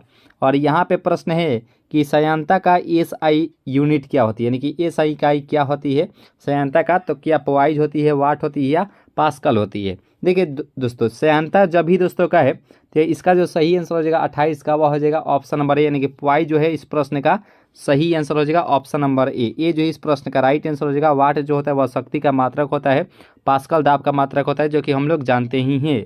और यहाँ पे प्रश्न है कि 1 फैदम बराबर होता है। यहाँ पे इस प्रश्न का सही आंसर क्या होगा कि 1 फैदम बराबर होता है। तो 29 नंबर प्रश्न का जो राइट आंसर हो जाएगा वह हो जाएगा ऑप्शन नंबर यहाँ पे जो बी है 6 फीट, जो कि राइट आंसर हो जाएगा ऑप्शन नंबर बी। बी जो इस प्रश्न का सही आंसर हो जाएगा। और यहाँ पे तीसरा नंबर प्रश्न भी आप सभी के सामने उपस्थित हो चुका है कि टाइपराइटर के आविष्कारक कौन है। यहाँ पे इस प्रश्न का सही आंसर क्या होगा कि टाइपराइटर के जो है वह आविष्कारक कौन है। तो 23 का हो जाएगा सोल्स, जो कि राइट आंसर हो जाएगा ऑप्शन नंबर सी। सी जो है इस प्रश्न का सही आंसर हो जाएगा। और यहाँ पर देखिए प्रश्न को कि जेट इंजन जो है वह किस सिद्धांत पर कार्य करता है। तो इसका जो राइट आंसर हो जाएगा रेखीय संवेग संरक्षण, जो कि राइट आंसर हो जाएगा ऑप्शन नंबर सी। सी जो इस प्रश्न का सही आंसर हो जाएगा। जो भी दोस्तों नए जुड़ेंगे चैनल से वो जरूर ही सब्सक्राइब कर लीजिएगा, वीडियो को जो है लाइक जरूर ही कर लीजिएगा। इसका अगर पीडीएफ चाहते हैं तो पीडीएफ आपको टेलीग्राम ग्रुप से ज्वाइन होते हैं तो आपको पीडीएफ मिल जाएगा दोस्तों, वहाँ से आप डाउनलोड करके आप कभी भी प्रैक्टिस कर सकते हैं। जो टेलीग्राम ग्रुप का जो लिंक है इसी वीडियो के नीचे डिस्क्रिप्शन बॉक्स में आपको दिया जाएगा, वहाँ से आप ज्वाइन हो सकते हैं। और यहाँ पे प्रश्न है कि मानक दाब है, तो मानक दाब यहाँ पे इस प्रश्न का राइट आंसर क्या होगा दोस्तों। देखिए इसका 32 नंबर प्रश्न का राइट आंसर हो जाएगा ऑप्शन नंबर सी। एक वायुमंडलीय दाब होता है, जो मानक दाब होता है यह एक प्रकार का एक वायुमंडलीय दाब होता है। इस प्रश्न का राइट आंसर हो जाएगा ऑप्शन नंबर सी। और यहाँ पे प्रश्न है कि मैनोमीटर के द्वारा किसकी माप की जाती है। यहाँ पे इस प्रश्न का राइट आंसर क्या होगा कि मैनोमीटर के द्वारा जो है वह किसकी माप की जाती है। तो देखिए 33 नंबर प्रश्न का जो राइट आंसर हो जाएगा वह हो जाएगा ऑप्शन नंबर बी, यानी कि गैसों का जो दाब है इस प्रश्न का राइट आंसर हो जाएगा ऑप्शन नंबर बी। बी जो है इस प्रश्न का सही आंसर हो जाएगा। और वस्तु की मात्रा बदलने पर अपरिवर्तित रहेगा, क्या उसकी आयतन, द्रव्यमान, भार या घनत्व। यहाँ पे 34 नंबर प्रश्न का राइट आंसर क्या होगा कि वस्तु की मात्रा बदलने पर अपरिवर्तित रहेगा। तो 34 नंबर प्रश्न का राइट आंसर जो हो जाएगा वह हो जाएगा ऑप्शन नंबर डी, यानी कि उसकी घनत्व जो है इस प्रश्न का राइट आंसर हो जाएगा ऑप्शन नंबर डी। डी जो इस प्रश्न का सही आंसर हो जाएगा। और यहाँ पे प्रश्न है कि केल्विन मान में मानव शरीर का सामान्य ताप कितनी होती है। यहाँ पे इस प्रश्न का राइट आंसर क्या होगा कि केल्विन मान में जो है मानव शरीर का तापमान कितनी होती है। देखिए यहाँ पे केल्विन का बात किया गया है, तो 35 नंबर प्रश्न का राइट आंसर हो जाएगा ऑप्शन नंबर यहाँ पे जो डी है 310 केल्विन, जो कि राइट आंसर हो जाएगा ऑप्शन नंबर जो डी ऑप्शन है इस प्रश्न का जो राइट आंसर हो जाएगा ऑप्शन नंबर डी। ठीक है, केल्विन में। और फ़ारेनहाइट में कितनी होता है तो 98 होता है। ठीक है, 98 फ़ारेनहाइट। और यहाँ पे है कि पारा जमता है, तो पारा किस डिग्री सेल्सियस पर जो है वह जम जाता है। तो 36 नंबर प्रश्न का राइट आंसर हो जाएगा ऑप्शन नंबर यहाँ पे जो बी है -39 डिग्री सेल्सियस, जो कि राइट आंसर हो जाएगा ऑप्शन नंबर बी। बी जो इस प्रश्न का राइट आंसर हो जाएगा। और यहाँ पे देखिए प्रश्न को कि उच्च तापक्रम को मापने का यंत्र क्या होता है। देखिए उच्च तापक्रम का बात किया गया है, तो इस प्रश्न का राइट आंसर हो जाएगा ऑप्शन नंबर यहाँ पे जो बी है पायरोमीटर, जो कि राइट आंसर हो जाएगा ऑप्शन नंबर बी। बी जो इस प्रश्न का सही आंसर हो जाएगा। और यहाँ पे प्रश्न है कि शुष्क सेल होता है चतुर्थ सेल, प्राथमिक सेल, द्वितीय सेल या डी है कोई नहीं। तो देखिए शुष्क सेल का बात किया गया है, तो यह एक प्रकार का प्राथमिक सेल होता है। इस प्रश्न का राइट आंसर हो जाएगा। और यहाँ पे प्रश्न है कि प्रकाश की गति न्यूनतम होगी। तो यहाँ पे 4 ऑप्शन आपको दिया गया है, तो 4 ऑप्शन में से कौन सा जो ऑप्शन है वह सही आंसर हो जाएगा। देखिए प्रकाश की गति जो न्यूनतम होती है वह कांच से गुजरने पर हो जाती है, यानी कि इस प्रश्न का राइट आंसर हो जाएगा ऑप्शन नंबर यहाँ पे जो सी ऑप्शन है इस प्रश्न का सही आंसर हो जाएगा ऑप्शन नंबर सी। और यहाँ पे प्रश्न है कि तड़ित चालक बनाए जाते हैं लोहे का, एल्यूमिनियम का, इस्पात का और सी है तांबे का। तो यहाँ पे आप चारों ऑप्शन को आप सही से देख चुके होंगे। तो यहाँ पे इस प्रश्न का सही आंसर क्या होना चाहिए दोस्तों कि तड़ित चालक जो है वह बनाए जाते हैं, तो यह बनाए जाते हैं तांबे के, यानी कि इस प्रश्न का राइट आंसर हो जाएगा ऑप्शन नंबर यहाँ पे जो सी ऑप्शन है इस प्रश्न का सही आंसर हो जाएगा ऑप्शन नंबर सी। और कमेंट बॉक्स में एक प्रश्नोत्तर आपको बताना है कि एल्यूमिनियम का जो है वह मुख्य यस्क क्या होता है। आपको बताना है कि एल्यूमिनियम का मुख्य यस्क कौन सा होता है। कमेंट बॉक्स से आपका आंसर जरूर ही आना चाहिए दोस्तों। और यहाँ पर देखिए प्रश्न को कि किस यंत्र का काम डायनेमो के कार्य का उल्टा होता है, यानी कि डायनेमो के कार्य के उल्टा इनमें से कौन सा जो है वह कार्य करता है। तो यहाँ पे इस प्रश्न का सही आंसर क्या होगा दोस्तों। देखिए इसका जो सही आंसर हो जाएगा तो वह होता है मोटर। मोटर जो है यह डायनेमो के विपरीत कार्य करता है, यानी कि इस प्रश्न का सही आंसर हो जाएगा ऑप्शन नंबर बी। बी जो इस प्रश्न का सही आंसर हो जाएगा। और यहाँ पे प्रश्न है कि चुंबकीय क्षेत्र मापा जाता है, तो यहाँ पे इस प्रश्न का सही आंसर क्या होना चाहिए। 4 ऑप्शन आपको दिया गया है, तो यहाँ बताना कि चुंबकीय जो क्षेत्र है वह मापा जाता है। तो देखिए इसका जो सही आंसर हो जाएगा 4 का, वह हो जाता है ऑप्शन नंबर डी, यानी कि फ्लक्सोमीटर जो है इस प्रश्न का सही आंसर हो जाएगा ऑप्शन नंबर जो डी ऑप्शन है इस प्रश्न का सही आंसर हो जाएगा। और यहाँ पे प्रश्न है कि नती और चुंबकीय भूमध्य रेखा के बीच का कोण कितना होता है। यहाँ पे इस प्रश्न का सही आंसर क्या होना चाहिए। देखिए यहाँ पे नती कोण का भी बात किया गया है और चुंबकीय कोण का भी बात किया गया है। तो यहाँ पे बताना कि नती और चुंबकीय भूमध्य रेखा के बीच का कोण कितना होता है। तो इसका जो सही आंसर हो जाएगा 5 का, वह हो जाएगा ऑप्शन नंबर ए, यानी कि 0 डिग्री इसमें होता है। ठीक, तो यहाँ पे इस प्रश्न का राइट आंसर हो जाएगा ऑप्शन नंबर यहाँ पे जो ए ऑप्शन है इस प्रश्न का राइट आंसर हो जाएगा। और यहाँ पे भूमध्य रेखा अगर नहीं रहता तो यह 90 डिग्री के कोण पर जो है इसका मान होता है। ठीक है, तो इसका जो सही आंसर हो जाएगा ऑप्शन नंबर यहाँ पे जो ए ऑप्शन है इस प्रश्न का सही आंसर हो जाएगा। और यहाँ पे प्रश्न है कि उत्तरी चुंबकीय ध्रुव का नमन कोण कितना होता है। तो यहाँ पे इस प्रश्न का सही आंसर क्या होना चाहिए कि उत्तरी चुंबकीय ध्रुव का नमन कोण कितना होना चाहिए।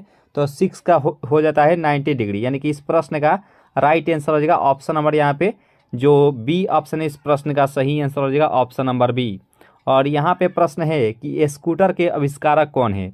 तो चारों ऑप्शन का आप सही से देख सकते हैं कि स्कूटर के जो है आविष्कारक कौन है। तो इसका जो सही आंसर हो जाएगा 7th का, वह हो जाता है ऑप्शन नंबर ए, यानी कि ब्रॉड सॉ जो है इस प्रश्न का सही आंसर हो जाएगा ऑप्शन नंबर ए। और आइंस्टीन के द्वारा कौन सा फॉर्मूला दिया गया था दोस्तों, तो ई बराबर mc², ई बराबर mc², यानी कि सी जो होता है वह प्रकाश की चाल होता है और एम जो होता है वह मास यानी कि द्रव्यमान होता है। प्रकाश की चाल 3 × 10⁸ मीटर पर सेकेंड होता है, इसमें सी का मान दर्शाया जाता है। तो इसका जो सही आंसर हो जाएगा ऑप्शन नंबर यहाँ पे जो ए ऑप्शन है ब्रॉड सॉ, जो कि इस प्रश्न का सही आंसर हो जाएगा।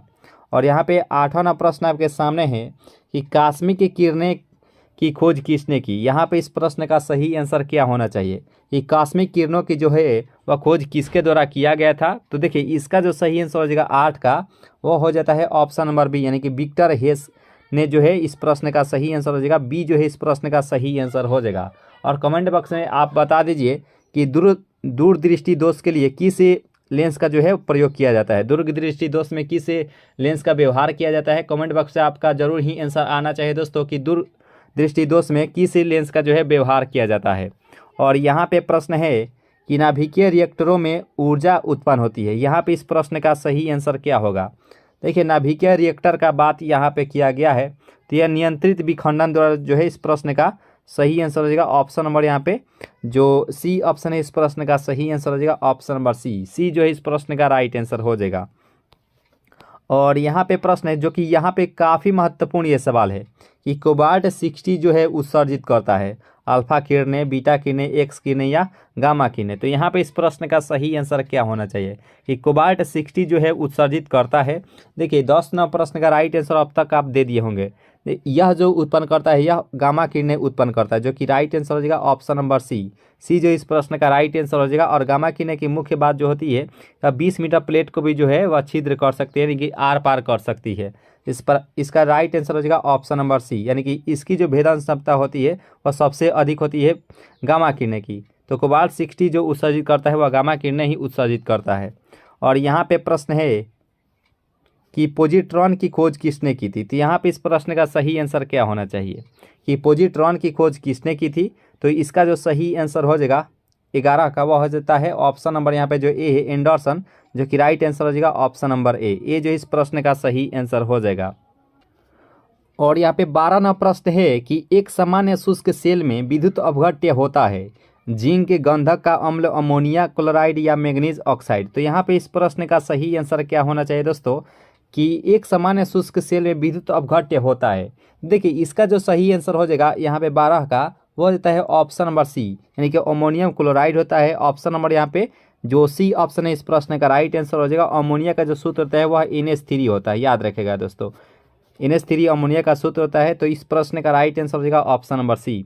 और यहाँ पे प्रश्न है कि अतिचालक का लक्षण क्या होता है। तो सीधा आंसर हम बता देते हैं कि अतिचालक का जो लक्षण होता है वह शून्य पारगम्यता होता है, शून्य पारगम्यता।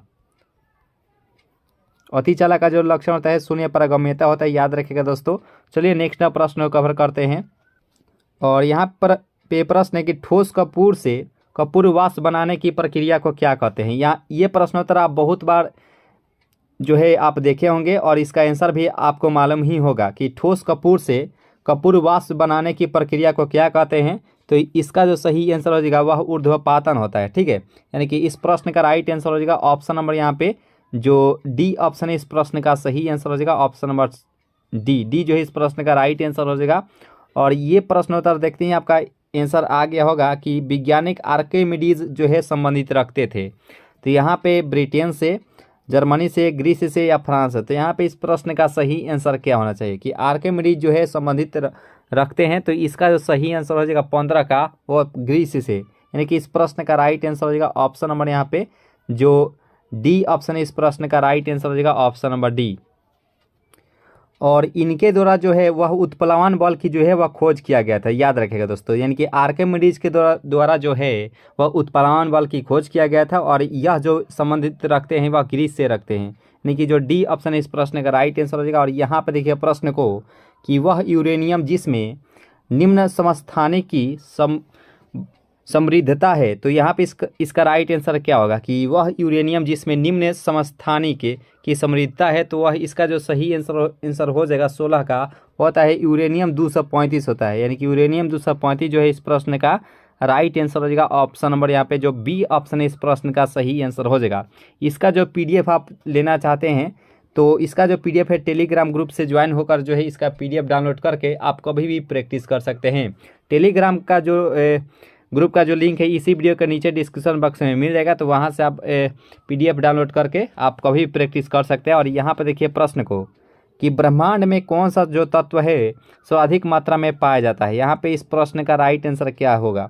देखिए यहाँ पे ब्रह्मांड का बात किया गया है तो इसका जो सही आंसर हो जाएगा 17 का वह हाइड्रोजन जो है इस प्रश्न का राइट आंसर हो जाएगा ऑप्शन नंबर ए जो इस प्रश्न का राइट आंसर हो जाएगा। और यहाँ पे प्रश्न है कि चुंबकीय यमियोतर और भौतिक यमियोतर के बीच का कोण को क्या कहते हैं। यहाँ भौगोलिक है या भौतिक है, ठीक है। तो ये दोनों सेम ही होता है। तो चुंबकीय यमियोतर और या भौगोलिक यमियोतर के बीच के कोण को क्या कहते हैं। तो इससे हम लोग आसानी वे से जो कहते हैं वह कहते हैं चुंबकीय दिक्पात का कोण। यानी कि ऑप्शन नंबर यहाँ पे जो सी ऑप्शन है इस प्रश्न का राइट आंसर हो जाएगा option number C is the right answer for this question. और यहाँ पे देखिए प्रश्न को, ये प्रश्नोत्तर शायद हम लोग डिस्कस किए थे कि सबसे अधिक जो भेदन क्षमता होती है वह गामा किरणें की होती है। इसका राइट आंसर हो जाएगा ऑप्शन नंबर यहाँ पे जो सी ऑप्शन है इस प्रश्न का राइट आंसर हो जाएगा। उस समय डिस्कस किए थे दोस्तों कि कोबाल्ट 60 में जो है किस किरण का जो है वह उत्पन्न होती है, तो गामा किरणें ही उत्पन्न होती है। उस समय हम बताए थे कि सबसे अधिक भेदन क्षमता जो होती है वह गामा किरणों की ही होती है, याद रखेगा। तो इस प्रश्न का राइट आंसर हो जाएगा ऑप्शन नंबर सी। और यहाँ पे प्रश्न है कि यदि पृथ्वी पर वायुमंडल ना हो तो दिन की अवधि क्या होती। तो यहाँ पे इस प्रश्न का राइट आंसर क्या होना चाहिए कि यदि पृथ्वी पर वायुमंडल ना होता तो दिन की अवधि क्या होती। तो इसका जो सही आंसर हो जाएगा 20 का वह हो जाता है ऑप्शन नंबर ए। यानी कि कॉम जो है इस प्रश्न का राइट आंसर हो जाएगा option number A is the right answer for this question. और बहुत पहले हम पूछे थे कि दीर्घ दृष्टि दोष में कौन सा लेंस का व्यवहार किया जाता है। तो उम्मीद करते हैं आपका आंसर आएगा उत्तल लेंस, जो कि बिल्कुल ही सही आंसर हो जाएगा। जो भी दोस्त उत्तल लेंस बताए थे उनका बिल्कुल ही सही आंसर था। और यहाँ पे प्रश्न है कि यदि दर्पण को थीटा कोण से घुमाया जाए तो परिवर्तित किरण का घूर्णन क्या होगा। मान लीजिए थीटा कोण से अगर कोई वस्तु से, यानी कि यहाँ पे दर्पण का बात किया गया है कि थीटा कोण से घुमाया जाए तो परिवर्तित किरण का घूर्णन क्या होगा। तो इसका जो सही आंसर हो जाएगा 21 का वो हो जाता है ऑप्शन नंबर, यानी कि 2 थीटा जो है इस प्रश्न का राइट आंसर हो जाएगा। यानी कि और घुमाया जाता है तो 360 तो हो जाएगा। तो यहाँ पे इसका राइट आंसर हो जाएगा ऑप्शन नंबर डी जो है इस प्रश्न का राइट आंसर हो जाएगा। 2 थीटा जो है इस प्रश्न का सही आंसर हो जाएगा। और यहाँ पे प्रश्न है कि किस विद्युत चुम्बकीय तरंग का तरंगदैर्ध्य अधिकतम होता है। यहाँ पे इस प्रश्न का सही आंसर क्या होगा कि किस विद्युत चुम्बकीय तरंग का तरंगदैर्ध्य जो है वह अधिकतम होता है। तो इसका जो सही आंसर हो जाएगा 22 का वह हो जाता है ऑप्शन नंबर बी। और रक्त किरण जो है इस प्रश्न का सही आंसर हो जाएगा ऑप्शन नंबर बी जो है इस प्रश्न का राइट आंसर हो जाएगा। और 1 एंगस्ट्रॉम बराबर होता है। तो बहुत पहले हम लोग डिस्कस किए थे कि 1 एंगस्ट्रॉम जो बराबर होता है वह 10 के पावर -10 मीटर का जो है वह बराबर होता है। यानी कि इस प्रश्न का राइट आंसर हो जाएगा ऑप्शन नंबर यहाँ पे जो ए ऑप्शन है इस प्रश्न का सही आंसर हो जाएगा ऑप्शन नंबर ए। और जो भी दोस्त नए जो रहेंगे चैनल से जोड़ ही सब्सक्राइब कर लीजिएगा दोस्तों, वीडियो को जो है लाइक जोड़ ही कर लीजिएगा दोस्तों, आपके लिए बेहद ही महत्वपूर्ण ये सेशन है, तो लाइक जरूर ही कर लीजिएगा दोस्तों। और जो भी दोस्त नए जुड़े होंगे चैनल से वो जरूर ही सब्सक्राइब कर लीजिएगा। और यहाँ पर देखिए प्रश्न को कि निम्नांकित में किस रंग का अपर्तनांक जो है सबसे अधिक होता है। यहाँ पे अपर्तनांक का बात किया गया है तो सबसे अधिक किसकी होती है, तो 24 नंबर प्रश्न का जो राइट आंसर हो जाएगा वह बैगनी, जो कि राइट आंसर हो जाएगा ऑप्शन नंबर यहाँ पे जो बी ऑप्शन है इस प्रश्न का राइट आंसर हो जाएगा। देखिए अपर्तनांक अगर ज़्यादा कहेगा तो तरंग धैर्य कम होता है, और तरंग धैर्य जिसका ज़्यादा होगा उसका जो अपर्तनांक है वह कम होता है। यानी कि तरंग धैर्य ज़्यादा किसकी होती है, तो वह होती है लाल रंग की, जिसका जो है अपर्तनांक कम होती है सबसे, याद रखेगा। तो इसका जो राइट आंसर हो जाएगा ऑप्शन नंबर बी जो इस प्रश्न का राइट आंसर हो जाएगा। और यहाँ पे बताना है कि ऊष्मा का सर्वोत्तम चालक इनमें से कौन सा हो जाएगा, तो यहाँ पे जल, पारा, एल्कोहल या डी है ईथर। तो यहाँ पे इस प्रश्न का सही आंसर क्या होगा कि ऊष्मा का जो है सर्वोत्तम चालक कौन सा हो जाएगा, तो इसका जो सही आंसर हो जाएगा, तो देखिए यहाँ पे इस प्रश्न का जो राइट आंसर हो जाएगा वह हो जाता है पारा। पारा जो है इस प्रश्न का राइट आंसर हो जाएगा, क्योंकि यहाँ पे चांदी दिया गया नहीं है। तो चांदी जो है सर्वोत्तम अच्छा चालक होता है, नहीं कि सुचालक के रूप में होता है। जैसे पारा हो जाएगा, एल्युमिनियम हो जाएगा, सोना हो जाएगा या तांबा हो जाएगा, ये भी जो है ऊष्मा का चालक होता है, याद रखेगा दोस्तों। तो यहाँ पे इस प्रश्न का राइट आंसर हो जाएगा ऑप्शन नंबर यहाँ पे जो बी ऑप्शन है इस प्रश्न का सही आंसर हो जाएगा। तो चलिए हम लोग नेक्स्ट प्रश्न को कवर करते हैं। और यहाँ पे 26 नंबर प्रश्न है कि खाना पकाने का बर्तन होना चाहिए। तो यहाँ पे 4 ऑप्शन आप देख सकते हो अच्छे से कि इसका राइट आंसर क्या होगा कि खाना पकाने का बर्तन का होना चाहिए। तो इसका जो सही आंसर हो जाएगा 26 का वह हो जाता है ऑप्शन नंबर यहाँ पे जो डी है, यानी कि न्यून विशिष्ट ऊष्मा तथा उच्च चालकता जो है इस प्रश्न का राइट आंसर हो जाएगा ऑप्शन नंबर यहाँ पे जो डी ऑप्शन है इस प्रश्न का सही आंसर हो जाएगा। और यहाँ पे प्रश्न है कि किसी गैस का आयतन प्रसार गुणांक हमेशा होता है। यहाँ पे इस प्रश्न का सही आंसर क्या होना चाहिए कि किसी गैस का आयतन प्रसार गुणांक जो है वह हमेशा होता है। तो देखिए 27 नंबर प्रश्न का जो राइट आंसर हो जाएगा वो होता है ऑप्शन नंबर ए, यानी कि ऋणात्मक जो है इस प्रश्न का सही आंसर हो जाएगा option number A is the right answer for this question. और यहाँ पे देखिए प्रश्न को कि पृथ्वी का द्रव्यमान कितना होता है। देखिए यहाँ पे द्रव्यमान पूछा गया है, तो देखिए पृथ्वी का जो द्रव्यमान होता है वह इसका जो सही आंसर हो जाएगा 28 का वह हो जाता है ऑप्शन नंबर सी, यानी कि 6 गुने 10 के पावर 24 kg होता है। यानी कि इसका जो राइट आंसर हो जाएगा ऑप्शन नंबर यहाँ पे जो सी ऑप्शन है इस प्रश्न का राइट आंसर हो जाएगा ऑप्शन नंबर सी। और वहीं अगर पृथ्वी की त्रिज्या का है तो पृथ्वी की त्रिज्या कितनी होती है, तो 6400 किलोमीटर जो है वह पृथ्वी की त्रिज्या होती है, याद रखेगा दोस्तों। तो इसका जो सही आंसर हो जाएगा ऑप्शन नंबर यहाँ पे जो सी ऑप्शन है इस प्रश्न का सही आंसर हो जाएगा। और यहाँ पे प्रश्न है कि भू स्थिर उपग्रह का आवर्तकाल कितना होता है। यहाँ पे इस प्रश्न का सही आंसर क्या होगा कि भू स्थिर उपग्रह का आवर्तकाल कितना होता है। तो इसका जो सही आंसर हो जाएगा 29 का वह हो जाता है ऑप्शन नंबर यहाँ पे जो डी ऑप्शन है 24 घंटा, जो कि राइट आंसर हो जाएगा ऑप्शन नंबर डी जो इस प्रश्न का सही आंसर हो जाएगा। और यहाँ पे प्रश्न है कि लिफ्ट की खोज किसने की थी। यहाँ पे इस प्रश्न का सही आंसर क्या होगा कि लिफ्ट की जो खोज है वह किसके द्वारा की गई थी, तो यह ऑस्टिस के द्वारा जो है इस प्रश्न का राइट आंसर देगा, यानी ऑस्टिस के द्वारा जो है वह लिफ्ट की खोज की गई थी, यानी कि जो डी ऑप्शन है इस प्रश्न का सही आंसर हो जाएगा। और यहाँ पे 31 नंबर प्रश्न है कि उड़ते हुए हेलीकॉप्टर में ऊर्जा होती है। यहाँ पे 4 ऑप्शन आपको दिया गया है, चारों ऑप्शन में से कौन सा जो ऑप्शन है वह सही आंसर हो जाएगा कि उड़ते हुए हेलीकॉप्टर में ऊर्जा होती है। तो इसका जो सही आंसर हो जाएगा यहाँ पे 31 का वो हो जाता है ऑप्शन नंबर सी, यानी कि स्थितिज और गतिज ऊर्जा दोनों होती है, जो कि बिल्कुल ही सही आंसर हो जाएगा ऑप्शन नंबर यहाँ पे जो सी ऑप्शन है इस प्रश्न का सही आंसर हो जाएगा ऑप्शन नंबर पे। प्रश्न है सी जो है कि पृथ्वी तल से ऊपर या नीचे जाने पर गुरुत्वीय त्वरण का मान में क्या परिवर्तन होता है। यहाँ पे इस प्रश्न का सही आंसर क्या होगा कि पृथ्वी तल से ऊपर या नीचे जाने पर गुरुत्वीय त्वरण का मान कितनी होती है। तो इसका जो सही आंसर हो जाएगा 33 का वो होता है ऑप्शन नंबर यहाँ पे जो ए ऑप्शन है कि घटता जाता है, जो कि राइट आंसर हो जाएगा ऑप्शन नंबर ए जो इस प्रश्न का सही आंसर हो जाएगा ऑप्शन नंबर ए। और यहाँ पे देखिए प्रश्न को कि जब बर्फ पिघलती है तो इसका क्या होता है, आयतन बढ़ता है, आयतन घटता है, अपरिवर्तित रहता है, या पहले बढ़ता है या फिर घटता है। तो यहाँ पे इस प्रश्न का राइट आंसर क्या होगा कि जब बर्फ पिघलती है तो इसका क्या होता है। तो इसका जो सही आंसर हो जाएगा 34 का कि आयतन इसका घटता है, यानी कि बी जो है इस प्रश्न का राइट आंसर हो जाएगा ऑप्शन नंबर बी। बी जो इस प्रश्न का सही आंसर हो जाएगा। और यहाँ पे प्रश्न है कि इलेक्ट्रॉन वोल्ट इकाई होता है। यहाँ पे इस प्रश्न का राइट आंसर क्या होगा? इलेक्ट्रॉन वोल्ट इकाई होती है। तो देखिए 35 नंबर प्रश्न का जो राइट आंसर हो जाएगा वह ऊर्जा की होती है, यानी कि इस प्रश्न का राइट आंसर हो जाएगा ऑप्शन नंबर ए। देखिए ऊर्जा का मात्रक जूल भी होता है, किलोवाट घंटा भी होता है, याद रखिएगा दोस्तों। और ऊर्जा का मात्रक जो है इलेक्ट्रॉन वोल्ट भी होता है, याद रखिएगा। तीन यहाँ पे मात्रक आपको दिख रहा होगा स्क्रीन पर, जो कि राइट आंसर हो जाएगा ऑप्शन नंबर ए।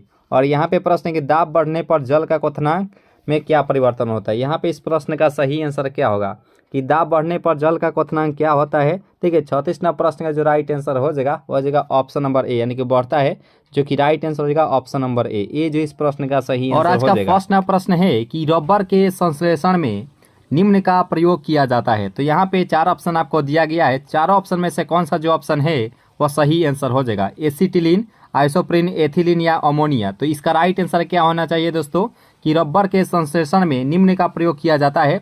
तो हम लोग इसमें जो है आइसोप्रीन का प्रयोग करते हैं, यानी कि ऑप्शन नंबर यहाँ पे जो बी ऑप्शन है इस प्रश्न का राइट आंसर हो जाएगा ऑप्शन नंबर बी। अमोनिया का जो सूत्र होता है वह NH3 होता है, ये भी याद रखिएगा दोस्तों। तो यहाँ पे बी जो ऑप्शन है इस प्रश्न का सही आंसर हो जाएगा। और यहाँ पे प्रश्न है कि सोने के आभूषण बनाते समय इनमें मिलाया जाता है। यहाँ पे इसका राइट आंसर क्या होना चाहिए कि सोने के आभूषण बनाते समय इनमें मिलाया जाता है तांबा, पारा, प्लेटिनम या एल्यूमिनियम। तो इस प्रश्न को देखते ही आपका आंसर आएगा ऑप्शन नंबर ए, यानी कि तांबा, जो कि बिल्कुल सही आंसर हो जाएगा ऑप्शन नंबर ए। क्योंकि 22 कैरेट जो है वह सोना रहता है और 2 कैरेट लगभग जो है वो उसमें तांबा मिलाया जाता है। ठीक है, तो यहाँ पे इस प्रश्न का राइट आंसर हो जाएगा ऑप्शन नंबर यहाँ पे जो ए ऑप्शन है इस प्रश्न का राइट आंसर हो जाएगा। वैसे बात करें सोने की, तो सोना जो होता है वह शुद्ध रूप से 24 कैरेट का सोना होता है। और 24 कैरेट सोना जो होता है वह द्रव अवस्था में पाया जाता है, याद रखिएगा दोस्तों। तो इसलिए जो है 22 कैरेट सोना रहता है और यहाँ पे उसमें जो है तांबा मिलाया जाता है, ये भी याद रखिएगा। तो यहाँ पे इस प्रश्न का राइट आंसर हो जाएगा ऑप्शन नंबर ए।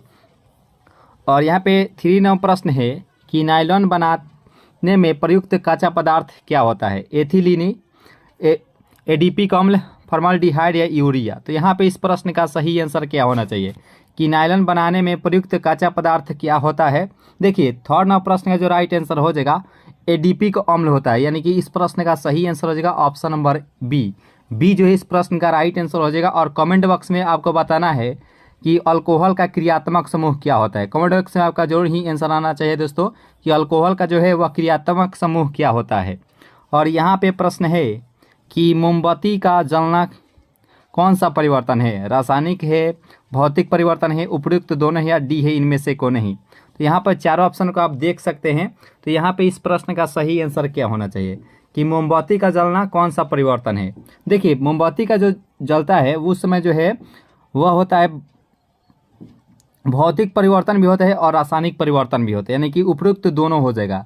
इस प्रश्न का राइट आंसर हो जाएगा ऑप्शन नंबर यहाँ पे जो सी ऑप्शन है इस प्रश्न का सही आंसर हो जाएगा।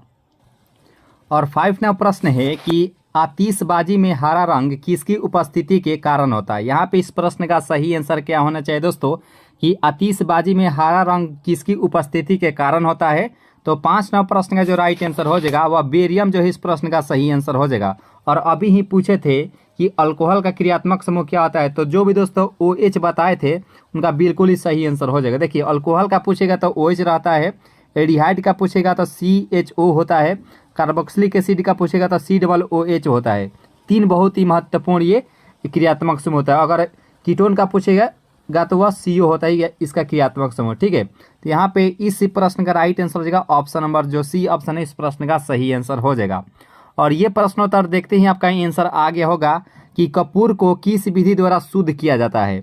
ऊर्ध्वपातन, आसवन, वर्णलेखन या निर्वात आसवन। तो यहाँ पे इस प्रश्न का सही आंसर क्या होना चाहिए कि कपूर को किस विधि द्वारा जो है वह शुद्ध किया जाता है? तो 6 नंबर प्रश्न का जो राइट आंसर हो जाएगा वह ऊर्ध्वपातन होता है, यानी कि इस प्रश्न का सही आंसर हो जाएगा ऑप्शन नंबर ए जो है इस प्रश्न का सही आंसर हो जाएगा। और देख रहे हैं यहाँ पे 7 नंबर प्रश्न को कि निम्न में कौन सी जो धातु है सदैव मुक्त अवस्था में पाया जाता है? यहाँ पे इस प्रश्न का सही आंसर क्या होना चाहिए? सोना, यूरेनियम, नियॉन या पारा। तो यहाँ पे इस प्रश्न का राइट आंसर क्या होगा कि कौन सी जो धातु है सदैव मुक्त अवस्था में पाई जाती है? तो इसका जो राइट आंसर हो जाएगा 7 का जो भी दोस्त ए बता रहे हैं कि सोना, उनका बिल्कुल ही सही आंसर हो जाएगा ऑप्शन नंबर ए। ए जो है इस प्रश्न का राइट आंसर हो जाएगा, क्योंकि सोना जो है वह मुक्त अवस्था में तो पाया जाता ही है, लेकिन जो है इसका संचारण नहीं हो पाता है। ठीक है, तो इसका राइट आंसर हो जाएगा ऑप्शन नंबर ए। और यहाँ पे 8वां प्रश्न है कि पुराने तैल चित्रों के रंगों को फिर से उभारने के काम आता है। यहाँ पे इसका राइट आंसर क्या होना चाहिए कि पुराने तैल चित्रों के रंगों को फिर से उभारने के काम आता है। तो 8वां प्रश्न का जो राइट आंसर हो जाएगा वो हो जाएगा ऑप्शन नंबर बी, हाइड्रोजन पर ऑक्साइड होता है, यानी कि जो बी ऑप्शन इस प्रश्न का सही आंसर हो जाएगा ऑप्शन नंबर बी। और जो भी दोस्तों नए जुड़ रहेंगे चैनल से वह जरूर ही सब्सक्राइब कर लीजिएगा दोस्तों, और वीडियो को जो है लाइक जरूर ही कीजिएगा दोस्तों, अपने दोस्तों में भी शेयर कर दीजिए, एक बार वीडियो को लाइक जरूर ही कर लीजिएगा दोस्तों अगर सेशन अगर अच्छी लग रही हो तो। और यहाँ पे प्रश्न है, निम्न में कौन सा तत्व सभी रंगीन यौगिक बनाता है। यहाँ पे चारों ऑप्शन को देख सकते हैं, क्रोमियम है, पोटेशियम है, एल्यूमिनियम है या सोडियम है, कि कौन सा जो तत्व है सभी रंगीन यौगिक बनाता है। तो 9वां प्रश्न का जो राइट आंसर हो जाएगा वह हो जाएगा क्रोमियम। क्रोमियम जो है इस प्रश्न का सही आंसर हो जाएगा ऑप्शन नंबर यहाँ पे जो ए ऑप्शन है इस प्रश्न का राइट आंसर हो जाएगा। और कमेंट बॉक्स में एक क्वेश्चन बता दीजिए कि एल्युमिनियम का मुख्य यस्क कौन सा होता है। कमेंट बॉक्स से आपका जरूर ही आंसर आना चाहिए दोस्तों कि एल्युमिनियम का मुख्य यस्क कौन सा होता है। और 10वां प्रश्न है कि सबसे हल्का तत्व इनमें से कौन सा हो जाएगा, हाइड्रोजन है, हीलियम है, पोटेशियम या सोडियम है। तो यहाँ पे इस प्रश्न का राइट आंसर क्या होना चाहिए कि सबसे जो है हल्का तत्व इनमें से कौन सा हो जाएगा। देखिए यहाँ पे 10वां प्रश्न का जो राइट आंसर हो जाएगा यहाँ पे ए के साथ जाएंगे, नहीं, हाइड्रोजन जो है सबसे हल्का तत्व होता है। इस प्रश्न का राइट आंसर हो जाएगा ऑप्शन नंबर ए। ए जो है इस प्रश्न का सही आंसर हो जाएगा। और हाइड्रोजन को प्रकृति का जो है ईंधन भी कहा जाता है। तो इसका जो राइट आंसर हो जाएगा ऑप्शन नंबर ए। यहाँ पे हीलियम के साथ नहीं जाएंगे दोस्तों, यहाँ पे हल्का तत्व जो हो जाएगा यहाँ पे हाइड्रोजन जो है इस प्रश्न का राइट आंसर हो जाएगा। और यहाँ पे प्रश्न है कि सोना जो है किस अम्ल में घुल जाता है, सांद्र सल्फ्यूरिक अम्ल, सांद्र नाइट्रिक अम्ल, अम्लराज या एसिटिक एसिड। तो यहाँ पे इसका राइट आंसर क्या होगा कि सोना जो है किस अम्ल में घुल जाता है। तो देखिए 11वां प्रश्न का जो राइट आंसर हो जाएगा वो हो जाएगा ऑप्शन नंबर सी, यानी कि अम्लराज जो है इस प्रश्न का सही आंसर हो जाएगा ऑप्शन नंबर सी। सी जो है इस प्रश्न का राइट आंसर हो जाएगा। और अभी ही पूछे थे कि एल्युमिनियम का मुख्य यस्क कौन सा होता है, तो वह होता है बॉक्साइट। याद रखें दोस्तों, बॉक्साइट जो है मुख्य यस्क होता है। और हेमेटाइट जो होता है वह लोहे का मुख्य यस्क होता है। ठीक है, हेमेटाइट लोहा का मुख्य यस्क होता है और बॉक्साइट जो होता है वह एल्यूमिनियम का मुख्य यस्क होता है। और यहाँ पे प्रश्न है कि दिया सलाई में प्रयुक्त होता है। यहाँ पे इस प्रश्न का सही आंसर क्या होगा कि दिया सलाई में प्रयुक्त होता है। तो देखिए 12वां प्रश्न का जो राइट आंसर हो जाएगा वो हो जाएगा ऑप्शन नंबर ए, यानी कि लाल फास्फोरस जो है इस प्रश्न का सही आंसर हो जाएगा ऑप्शन नंबर ए। और माचिस के जो डिब्बी पर जो लेप लगाया जाता है वह लाल फास्फोरस का ही लेप लगाया जाता है, याद रखिएगा। तो यहाँ पे इस प्रश्न का सही आंसर हो जाएगा ऑप्शन नंबर ए। ए जो है इस प्रश्न का सही आंसर हो जाएगा। और यहाँ पे युद्ध में प्रयोग की जाने वाली गैस ल्यूसाइट बनाई जाती है। तो यहाँ पे युद्ध में प्रयोग की जाने वाली ल्यूसाइट जो है बनाई जाती है किसकी। तो देखिए इसका जो सही आंसर हो जाएगा 13 का वो हो जाएगा ऑप्शन नंबर सी, यानी कि एसिटिलीन की बनाई जाती है। तो इसका जो सही आंसर हो जाएगा ऑप्शन नंबर सी। और यहाँ पे देखिए कि लार में पाए जाने वाला एंजाइम जो कि स्टार्च को ग्लूकोज में परिवर्तित करता है, इनमें से कौन सा हो जाएगा, टाइलिन है, जाइमेज है, इरेप्सिन है या लाइपेज है। तो यहाँ पे इसका राइट आंसर क्या होना चाहिए कि लार में पाए जाने वाले एंजाइम जो कि स्टार्च को ग्लूकोज में परिवर्तित करता है। तो देखिए इस 14वां प्रश्न का जो राइट आंसर हो जाएगा वह हो जाएगा ऑप्शन नंबर ए। टाइलिन जो है इस प्रश्न का राइट आंसर हो जाएगा ऑप्शन नंबर ए। ए जो है इस प्रश्न का सही आंसर हो जाएगा। और 15वां प्रश्न भी आप सभी के सामने आ चुका है कि पेट्रोल में विषैला मिश्रित पदार्थ कौन सा होता है। यहाँ पे इस प्रश्न का सही आंसर क्या होगा कि पेट्रोल में जो है विषैला मिश्रित पदार्थ कौन सा होता है। देखिए 15वां प्रश्न का जो राइट आंसर हो जाएगा वह टेट्रा एथिल लेड होता है, यानी कि जो बी ऑप्शन इस प्रश्न का राइट आंसर हो जाएगा ऑप्शन नंबर बी। बी जो है इस प्रश्न का राइट आंसर हो जाएगा। और एलपीजी का फुल फॉर्म क्या होता है, कमेंट बॉक्स में आपका आंसर जरूर ही आना चाहिए दोस्तों कि एलपीजी का फुल फॉर्म क्या होता है। और यहाँ पे प्रश्न है कि शुष्क धुलाई यानी कि ड्राई क्लीनिंग के काम आता है। यहाँ पे इस प्रश्न का सही आंसर क्या होगा दोस्तों कि शुष्क धुलाई यानी कि ड्राई क्लीनिंग के काम में आता है। तो 16वां प्रश्न का जो राइट आंसर हो जाएगा वह हो जाएगा ऑप्शन नंबर बी। बेंजीन जो है इस प्रश्न का राइट आंसर हो जाएगा ऑप्शन नंबर बी। और बेंजीन का सूत्र भी पूछ लिया जाता है कि बेंजीन का सूत्र क्या होता है। तो C6 और H6 जो है वह बेंजीन का सूत्र होता है, यह भी याद रखेगा। तो यहाँ पे इस प्रश्न का राइट आंसर हो जाएगा option number B is the right answer for this question. और यहाँ पे प्रश्न की दवा बनाने के काम आता है benzoic acid, nitric acid, Amalraj या पिक्रिक अम्ल। तो यहाँ पे इस प्रश्न का सही आंसर क्या होगा कि दवा बनाने के काम में आता है। देखिए 17वां प्रश्न का राइट आंसर जो हो जाएगा वो हो जाएगा option number A. Benzoic acid जो है इस प्रश्न का सही आंसर हो जाएगा ऑप्शन नंबर ए। ये जो इस प्रश्न का राइट आंसर हो जाएगा। और एलपीजी का फुल फॉर्म अब तक आप बता दिए होंगे लिक्विड पेट्रोलियम गैस। जो भी दोस्त बताए थे लिक्विड पेट्रोलियम गैस, उनका बिल्कुल ही सही आंसर हो जाएगा एलपीजी का फुल फॉर्म। तो इसका राइट आंसर हो जाएगा ऑप्शन नंबर ए। सेशन अगर अच्छी लग रही हो तो लाइक जरूर ही कीजिएगा दोस्तों, और अगर चैनल से अगर नए जुड़े हो तो जरूर ही सब्सक्राइब कर लीजिएगा, ठीक है। और यहाँ पे प्रश्न आप देख सकते हैं कि सबसे अधिक संख्या में किस तत्व के यौगिक होते हैं। तो नाइट्रोजन, हाइड्रोजन, सल्फर या कार्बन। तो यहाँ पे इस प्रश्न का सही आंसर क्या होगा कि सबसे अधिक संख्या में किस तत्व के यौगिक होते हैं। देखिए इसका जो सही आंसर हो जाएगा 18 का, जो इधर सी बता रहे हैं कार्बन, उनका बिल्कुल ही सही आंसर हो जाएगा ऑप्शन नंबर यहाँ पे जो सी ऑप्शन है इस प्रश्न का राइट आंसर हो जाएगा। और कार्बन की बात करें तो सबसे अधिक श्रृंखलन गुण जो दर्शाता है वह कार्बन ही दर्शाता है, याद रखेगा दोस्तों। तो इस प्रश्न का राइट आंसर हो जाएगा ऑप्शन नंबर सी।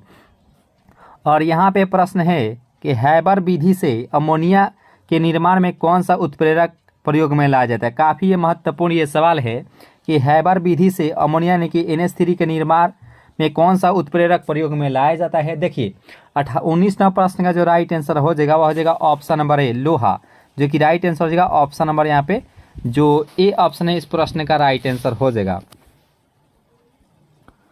और 20वां प्रश्न है कि नीला स्याही बनाने में प्रयोग किया जाता है रेड लेड, फेरस सल्फेट, नीला थोथा या ब्लीचिंग चूर्ण। तो यहाँ पे नीला स्याही बनाने में प्रयोग किया जाता है। देखिए इसका जो सही आंसर हो जाएगा 20 का वह क्या होगा। तो इसका जो सही आंसर हो जाएगा 20 का वह हो जाएगा ऑप्शन नंबर यहाँ पे जो बी है फेरस सल्फेट, जो कि राइट आंसर हो जाएगा ऑप्शन नंबर बी जो इस प्रश्न का सही आंसर हो जाएगा। और कमेंट बॉक्स में एक क्वेश्चन आप बता दीजिए कि भारी जल का जो है वह सूत्र क्या होता है। कमेंट बॉक्स से आपका जरूर ही आंसर आना चाहिए कि भारी जल का सूत्र क्या होता है दोस्तों। और यहाँ पे प्रश्न और यहाँ पे 21वां प्रश्न है कि रेयान रेशे तैयार किए जाते हैं सेलुलोज से, बेकेलाइट से, यूरिया से या फॉर्मल्डिहाइड से। तो इसका जो सही आंसर हो जाएगा 21 का वह हो जाएगा ऑप्शन नंबर ए, यानी सेलुलोज से तैयार किए जाते हैं, यानी कि जो ए ऑप्शन है इस प्रश्न का सही आंसर हो जाएगा option number A is the right answer for this question.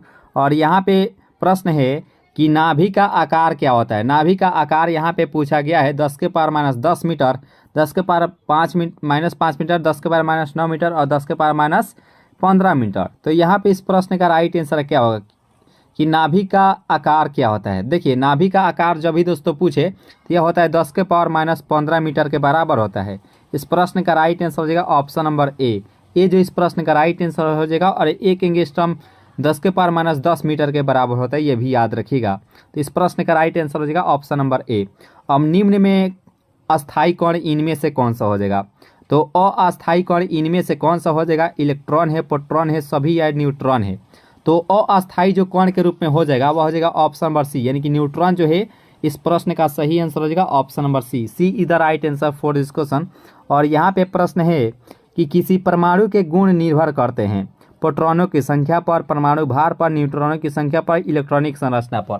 तो यहाँ पे इस प्रश्न का सही आंसर क्या होना चाहिए कि किसी परमाणु के गुण जो निर्भर करते हैं वह इसके इलेक्ट्रॉनिक संरचना पर जो है निर्भर करता है, यानी कि जो डी ऑप्शन है इस प्रश्न का सही आंसर हो जाएगा option number D is the right answer for this question. और यहाँ पे प्रश्न है कि किस विटामिन के जलीय विलयन का रंग गुलाबी होता है। B1, B12 और B2 और विटामिन B6। तो यहाँ पे इसका राइट आंसर क्या होना चाहिए कि किस विटामिन के जलीय विलयन जो है का जो रंग है वह गुलाबी होता है। देखिए 25वां प्रश्न का राइट आंसर होगा विटामिन B12। विटामिन B12 में जो है वो कोबाल्ट धातु पाया जाता है, यह भी याद रखिएगा दोस्तों। काफ़ी महत्वपूर्ण ये सवाल है, पूछा जाता है कई बार एग्जाम में कि किस विटामिन में जो है कोबाल्ट धातु पाया जाता है। तो विटामिन B12 में पाया जाता है। और विटामिन बी की कमी से बेरी रोग होता है, ये भी याद रखेगा। तो इस प्रश्न का राइट आंसर होगा ऑप्शन नंबर बी। और यहाँ पे आता है कि सबसे हल्की धातु कौन सा होता है। तो चलिए हम लोग ऑप्शन को देख लेते हैं कि सबसे हल्की धातु कौन सा होता है। यहाँ पे ऑप्शन है पोटेशियम है, सोडियम है, लिथियम है, एल्यूमिनियम है। तो सबसे हल्की जो धातु हो जाएगा लिथियम। लिथियम जो है इस प्रश्न का राइट आंसर हो जाएगा ऑप्शन नंबर बी। बी जो है इस प्रश्न का राइट आंसर हो जाएगा। और वसा विलेय होते हैं जल में, कार्बन टेट्राक्लोराइड में, और मिट्टी के तेल में, नाइट्रिक एसिड में। तो यहाँ पे वसा विलेय होते हैं, तो इसका जो सही आंसर हो जाएगा वह हो जाएगा ऑप्शन नंबर बी, यानी कि कार्बन टेट्राक्लोराइड में जो है इस प्रश्न का सही आंसर हो जाएगा ऑप्शन नंबर बी। बी जो है इस प्रश्न का राइट आंसर हो जाएगा। और एक दोस्तों क्वेश्चन भी पूछ लिया जाता है कि हंसने वाला गैस का सूत्र क्या होता है। देखिए हंसाने वाला गैस का सूत्र क्या होता है, कमेंट बॉक्स से आपका जरूर ही आंसर आना चाहिए दोस्तों कि हंसाने वाला गैस का सूत्र क्या होता है। और यहाँ पे 28 नंबर प्रश्न भी आप सभी के सामने उपस्थित हो चुका है कि एस्प्रिन बनाई जाती है। इस प्रश्न का राइट आंसर क्या होना चाहिए कि एस्प्रिन बनाई जाती है। देखिए 28 नंबर प्रश्न का जो राइट आंसर हो जाएगा option number B, acetic acid जो है इस प्रश्न का सही आंसर हो जाएगा option number B. B is the right answer for this question. आइए दोस्तों नेक्स्ट प्रश्न को कवर करते हैं। और यहाँ पे एस्प्रिन का रासायनिक नाम भी पूछ दिया गया है। तो एस्प्रिन का रासायनिक जो नाम होता है वह होता है ऑप्शन नंबर डी, यानी कि एसिटाइल सैलिसिलिक एसिड जो है इस प्रश्न का राइट आंसर हो जाएगा ऑप्शन नंबर डी। डी जो है इस प्रश्न का राइट आंसर हो जाएगा। और यहाँ पे प्रश्न है कि सबसे भारी धातु इनमें से कौन सा हो जाएगा, लिथियम, ऑस्मियम, सिल्वर या आयरन। तो यहाँ पे इस प्रश्न का सही आंसर क्या होगा दोस्तों कि सबसे भारी धातु, यहाँ पे भारी धातु का बात किया गया है। तो भारी धातु का जो यहाँ पे आंसर जो हो जाएगा वह हो जाएगा ऑप्शन नंबर बी, यानी कि ऑस्मियम जो है इस प्रश्न का राइट आंसर हो जाएगा ऑप्शन नंबर बी। और बहुत पहले हम क्वेश्चन भी पूछे थे कि भारी जल का जो है वह सूत्र क्या होता है। देखिए भारी जल का सूत्र जो होता है वह D2O होता है। जो भी दोस्त D2O बताए थे उसमें उनका बिल्कुल ही सही आंसर हो जाएगा। और भारी जल का जो सूत्र होता है D2O, इसका द्रव्यमान संख्या का पूछा जाए तो वह 20 होता है, ये भी याद रखेगा दोस्तों। और यहाँ पे प्रश्न स्ट्रेप्टोमाइसिन के खोजकर्ता कौन है। 31 नंबर प्रश्न भी आप सभी के सामने आप देख रहे होंगे। स्ट्रेप्टोमाइसिन के जो खोजकर्ता कौन है इनमें से बताना है। तो इसका जो सही आंसर हो जाएगा 31 का हो जाएगा ऑप्शन नंबर सी, बॉक्समैन जो है इस प्रश्न का राइट आंसर हो जाएगा ऑप्शन नंबर बी, जो सी ऑप्शन है इस प्रश्न का सही आंसर हो जाएगा। और कमेंट बॉक्स में बताना है कि चेचा के टीके का जो खोज है वह किसके द्वारा किया गया था दोस्तों। चेचा के टीके का खोज किसके द्वारा किया गया था दोस्तों, यहाँ पे बताना है। और यहाँ पे जल का शुद्धिकरण किया जाता है। यहाँ पे इस प्रश्न का राइट आंसर क्या होगा कि जल का शुद्धिकरण कितना किया जाता है, तो अमोनिया द्वारा, क्लोरीन द्वारा, ऑक्सीजन द्वारा या हाइड्रोजन द्वारा। तो यहाँ 32 नंबर प्रश्न का जो राइट आंसर हो जाएगा वह हो जाएगा ऑप्शन नंबर बी, क्लोरीन के द्वारा किया जाता है। इसका जो सही आंसर हो जाएगा option number B. B is the right answer for this question. और यहाँ पे प्रश्न है कि सबसे अधिक विद्युत ऋणीय तत्व इनमें से कौन सा हो जाएगा, सोडियम है, लिथियम है, फ्लोरीन है या ऑक्सीजन है। तो सबसे अधिक विद्युत ऋणात्मक तत्व इनमें से कौन सा हो जाएगा। देखिए 33 नंबर प्रश्न का जो राइट आंसर हो जाएगा वह फ्लोरीन होता है। फ्लोरीन जो है इस प्रश्न का सही आंसर हो जाएगा option number D. D is the right answer for this question. और यहाँ पे प्रश्न है कि राष्ट्रीय रासायनिक प्रयोगशाला स्थित होती है।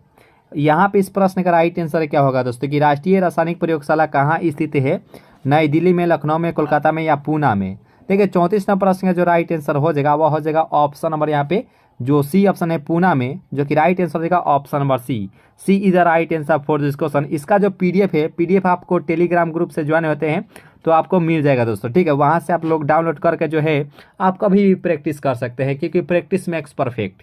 तो आप जो है प्रैक्टिस हमेशा करते रहेगा दोस्तों। टेलीग्राम ग्रुप का जो लिंक है इसी वीडियो के नीचे आपको डिस्क्रिप्शन बॉक्स में दिया गया है, ठीक है दोस्तों। और सेशन अच्छी लग रही हो तो लाइक जरूर ही कीजिएगा दोस्तों। लास्ट में कमेंट कीजिए कि ये सेशन आपको कैसा लगा। और फ्रीऑन का रासायनिक नाम क्या होता है। यहाँ पे इस प्रश्न का सही आंसर क्या होगा दोस्तों कि फ्रीऑन का जो है रासायनिक नाम क्या होता है। देखिए 35 नंबर प्रश्न का जो राइट आंसर हो जाएगा ऑप्शन नंबर ए, क्लोरोफ्लोरोकार्बन होता है। इस प्रश्न का राइट आंसर हो जाएगा ऑप्शन नंबर यहाँ पे जो ए ऑप्शन है इस प्रश्न का राइट आंसर हो जाएगा। और यहाँ पे प्रश्न है कि टेफ्लॉन किसका बहुलक होता है। काफी महत्वपूर्ण यह प्रश्न है कि टेफ्लॉन जो है किसका बहुलक होता है। तो 36 नंबर प्रश्न का राइट आंसर हो जाएगा ऑप्शन नंबर डी, यानी टेट्राफ्लोरोएथिलीन जो है इस प्रश्न का राइट आंसर हो जाएगा ऑप्शन नंबर डी। डी जो इस प्रश्न का राइट आंसर हो जाएगा। संश्लेषित रेशा इनमें से कौन सा हो जाएगा। तो देखिए संश्लेषित रेशा जो हो जाएगा यहाँ पे 37 नंबर प्रश्न का राइट आंसर हो जाएगा रेयन। रेयन जो है इस प्रश्न का राइट आंसर हो जाएगा। ऑप्शन नंबर जो यहाँ पे जो ए ऑप्शन है इस प्रश्न का राइट आंसर हो जाएगा। और यहाँ पे प्रश्न है कि कांच पर लिखने के लिए किस अम्ल का प्रयोग किया जाता है। यहाँ पे इस प्रश्न का सही आंसर क्या होना चाहिए कि कांच पर लिखने के लिए किस अम्ल का प्रयोग किया जाता है। तो इसका जो सही आंसर हो जाएगा 38 का, वह हो जाएगा option number B, hydrogen chloride अम्ल का किया जाता है। यानी कि इसका जो राइट आंसर हो जाएगा ऑप्शन नंबर बी। जो है कि निम्न में कौन सबसे अस्थायी तत्व हो जाएगा, हाइड्रोजन, सीसा, लोहा या यूरेनियम। तो सबसे अस्थायी तत्व यहाँ पे बताना है। तो इस प्रश्न का राइट आंसर क्या होगा, तो ये यहाँ पे सीसा जो होता है, लेड, जो इस प्रश्न का राइट आंसर हो जाएगा ऑप्शन नंबर बी। बी जो इस प्रश्न का राइट आंसर हो जाएगा, जो कि यहाँ पे सबसे अस्थायी तत्व के रूप में हो जाएगा। यानी कि जो बी ऑप्शन इस प्रश्न का सही आंसर हो जाएगा। और यहाँ पे प्रश्न है कि अक्रिय गैसों की खोज किसने की थी। काफ़ी महत्वपूर्ण ये सवाल है कि अक्रिय गैसों की खोज किसने की थी। तो इसका जो सही आंसर हो जाएगा, यहाँ पे 4 ऑप्शन आप देख सकते हैं, प्रिस्टले, सीले, केवेंडिश या रेमजे। तो इसका जो सही आंसर हो जाएगा, अक्रिय गैस की जो खोज करता है वह हो जाएगा ऑप्शन नंबर डी, यानी कि रेमजे के द्वारा जो है अक्रिय गैस की खोज की गए था। तो इस प्रश्न का राइट आंसर हो जाएगा ऑप्शन नंबर डी। डी जो इस प्रश्न का राइट आंसर हो जाएगा। और यहाँ पे देखिए प्रश्न को काफ़ी महत्वपूर्ण ये सवाल है कि खाने को पकाते समय सर्वाधिक मात्रा में नष्ट होते हैं वसा, विटामिन, प्रोटीन या कार्बोहाइड्रेट। तो यहाँ पे इस प्रश्न का सही आंसर क्या होना चाहिए कि खाने को पकाते समय सर्वाधिक मात्रा में नष्ट इनमें से कौन सा होता है। तो इसका जो सही आंसर हो जाएगा 4th का हो जाएगा ऑप्शन नंबर बी, यानी कि विटामिन जो है वह खाने को पकाते समय जो है वह नष्ट हो जाता है। यानी कि जो बी ऑप्शन इस प्रश्न का राइट आंसर हो जाएगा, विटामिन को जो है अलग से लिया जाता है। ठीक है, तो इस प्रश्न का राइट आंसर हो जाएगा ऑप्शन नंबर बी। बी जो है इस प्रश्न का राइट आंसर हो जाएगा। और यहाँ पे प्रश्न है कि पीले फास्फोरस को रखा जाता है। यहाँ पे इस प्रश्न का राइट आंसर क्या होगा कि पीले फास्फोरस को रखा जाता है केरोसिन में, जल में, हवा में या पेट्रोल में। तो ये प्रश्नोत्तर देखते हैं, आपका आंसर आ जाना चाहिए कि इसे जल में रखा जाता है, जो कि राइट आंसर हो जाएगा ऑप्शन नंबर बी। बी जो इस प्रश्न का राइट आंसर हो जाएगा। और जो भी दोस्त नए जुड़ेंगे चैनल से वो जरूर ही सब्सक्राइब कर लीजिएगा दोस्तों, और वीडियो को जो है लाइक जरूर ही कर लीजिएगा दोस्तों। सेशन अगर अच्छी लग रही हो तो लाइक जरूर ही कीजिएगा।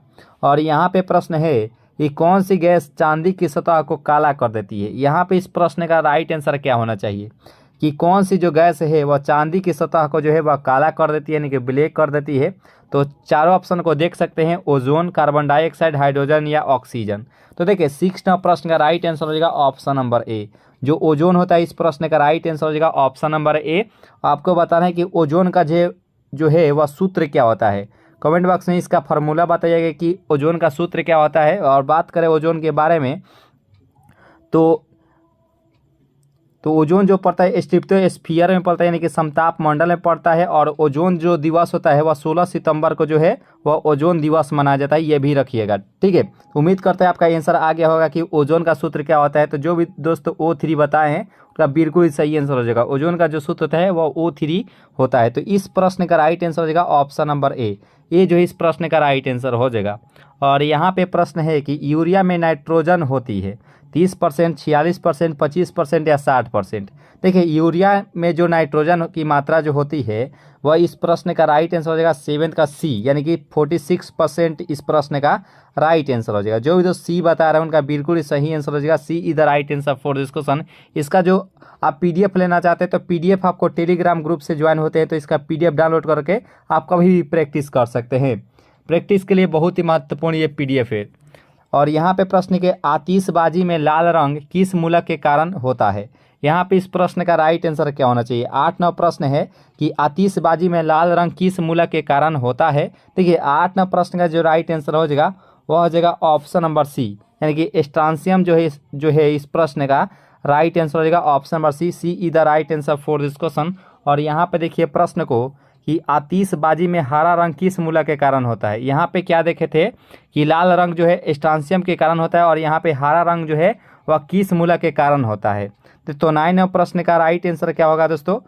तो ये तो लाल रंग के लिए होता है स्ट्रांसियम, और यहाँ पे हरा रंग पूछा गया है। तो हरा रंग के लिए क्या हो जाएगा, तो ये होता है बेरियम। बेरियम जो है इस प्रश्न का राइट आंसर हो जाएगा ऑप्शन नंबर ए। ए जो है इस प्रश्न का सही आंसर हो जाएगा। और यहाँ पे प्रश्न है कि वो अम्लों व क्षारों की अभिक्रिया के फलस्वरूप बने पदार्थ को क्या कहते हैं। अम्ल, लवण, क्षार या अल्कोहल। तो अल्कोहल का सूत्र क्या होता है, तो ये OH इसका क्रियात्मक समूह होता है अल्कोहल का। ठीक है, तो यहाँ पे अम्लों व क्षारों की अभिक्रिया के फलस्वरूप बने पदार्थ को क्या कहते हैं, तो इसे ही हम लोग लवण के नाम से जानते हैं। तो इस प्रश्न का राइट आंसर हो जाएगा ऑप्शन नंबर बी जो इस प्रश्न का सही आंसर हो जाएगा। और यहाँ पे देखिए प्रश्न को कि उदासीनीकरण क्रिया में क्या होता है, ईस्टर बनता है, अल्कोहल बनता है, लवण या एवं जल बनता है या अम्ल बनता है। देखिए उदासीनीकरण क्रिया में क्या होता है, तो उस समय जो लवण और जल का निर्माण होता है। इस प्रश्न का राइट आंसर हो जाएगा ऑप्शन नंबर सी जो इस प्रश्न का सही आंसर हो जाएगा ऑप्शन नंबर सी। और यहाँ पे प्रश्न है कि सबसे शुद्धतम जल इनमें से कौन सा हो जाएगा, समुद्र का जल, नदी का जल, कुएं का जल या वर्षा का जल। ये प्रश्नोत्तर देखते ही आपका आंसर अब तक आप दे दिए होंगे कि सबसे शुद्धतम जो है जल जो होता है वह वर्षा की जल होती है, यानी कि रेन होती है। इस प्रश्न का राइट आंसर हो जाएगा ऑप्शन नंबर बी जो इस प्रश्न का सही आंसर हो जाएगा। और यहाँ पे बताना है कि शुद्ध जल होता है, अम्लीय होता है, क्षारीय होता है, दोनों होता है या उदासीन होता है, शुद्ध जल का है या जल का है, ठीक है। तो ये जो होता है यह उदासीन होता है। और शुद्ध जल का जो पीएच वैल्यू होता है वह 7 होता है। तो इस प्रश्न का राइट आंसर हो जाएगा ऑप्शन नंबर सी जो है इस प्रश्न का सही आंसर हो जाएगा ऑप्शन नंबर सी। तो चलिए दोस्तों नेक्स्ट प्रश्न को कवर करते हैं। और यहाँ पे प्रश्न है कि मलेरिया परजीवी को नष्ट करने में प्रयुक्त औषधि इनमें से कौन सा हो जाएगा, क्लोरोक्विन, एस्पिरिन, पेनिसिलिन या मॉर्फिन। तो यहाँ बताने कि मलेरिया जो होता है परजीवी को नष्ट करने में प्रयुक्त औषधि कौन सा हो जाएगा, तो ये होता है क्लोरोक्विन जो है इस प्रश्न का राइट आंसर हो जाएगा ऑप्शन नंबर ए जो है इस प्रश्न का राइट आंसर हो जाएगा। और एक क्वेश्चन आपके लिए है कि एड्स दिवस कब मनाया जाता है दोस्तों, एड्स दिवस कब मनाया जाता है, ठीक है।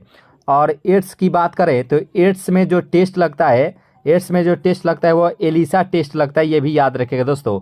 और आपको बता दें कि एड्स दिवस कब मनाया जाता है, ठीक है। और एड्स में जो टेस्ट लगता है वह एलिसा टेस्ट लगता है। तो इस प्रश्न का राइट आंसर हो जाएगा ऑप्शन नंबर ए जो है इस प्रश्न का राइट आंसर हो जाएगा। और एड्स जो होता है वह वायरस के कारण ही होता है। और यहाँ पे प्रश्न है कि किसमें कार्बन की प्रतिशत मात्रा सबसे अधिक होती है, पिटवा लोहा, ढलवा लोहा, सभी में समान या इस्पात। तो यहाँ पे 15 प्रश्न का राइट आंसर क्या होना चाहिए दोस्तों कि किसमें जो है कार्बन की प्रतिशत मात्रा सबसे अधिक होती है। तो 15 प्रश्न का जो राइट आंसर हो जाएगा वो हो जाएगा ऑप्शन नंबर बी, ढलवा लोहा जो है इस प्रश्न का राइट आंसर हो जाएगा ऑप्शन नंबर बी जो है इस प्रश्न का सही आंसर हो जाएगा।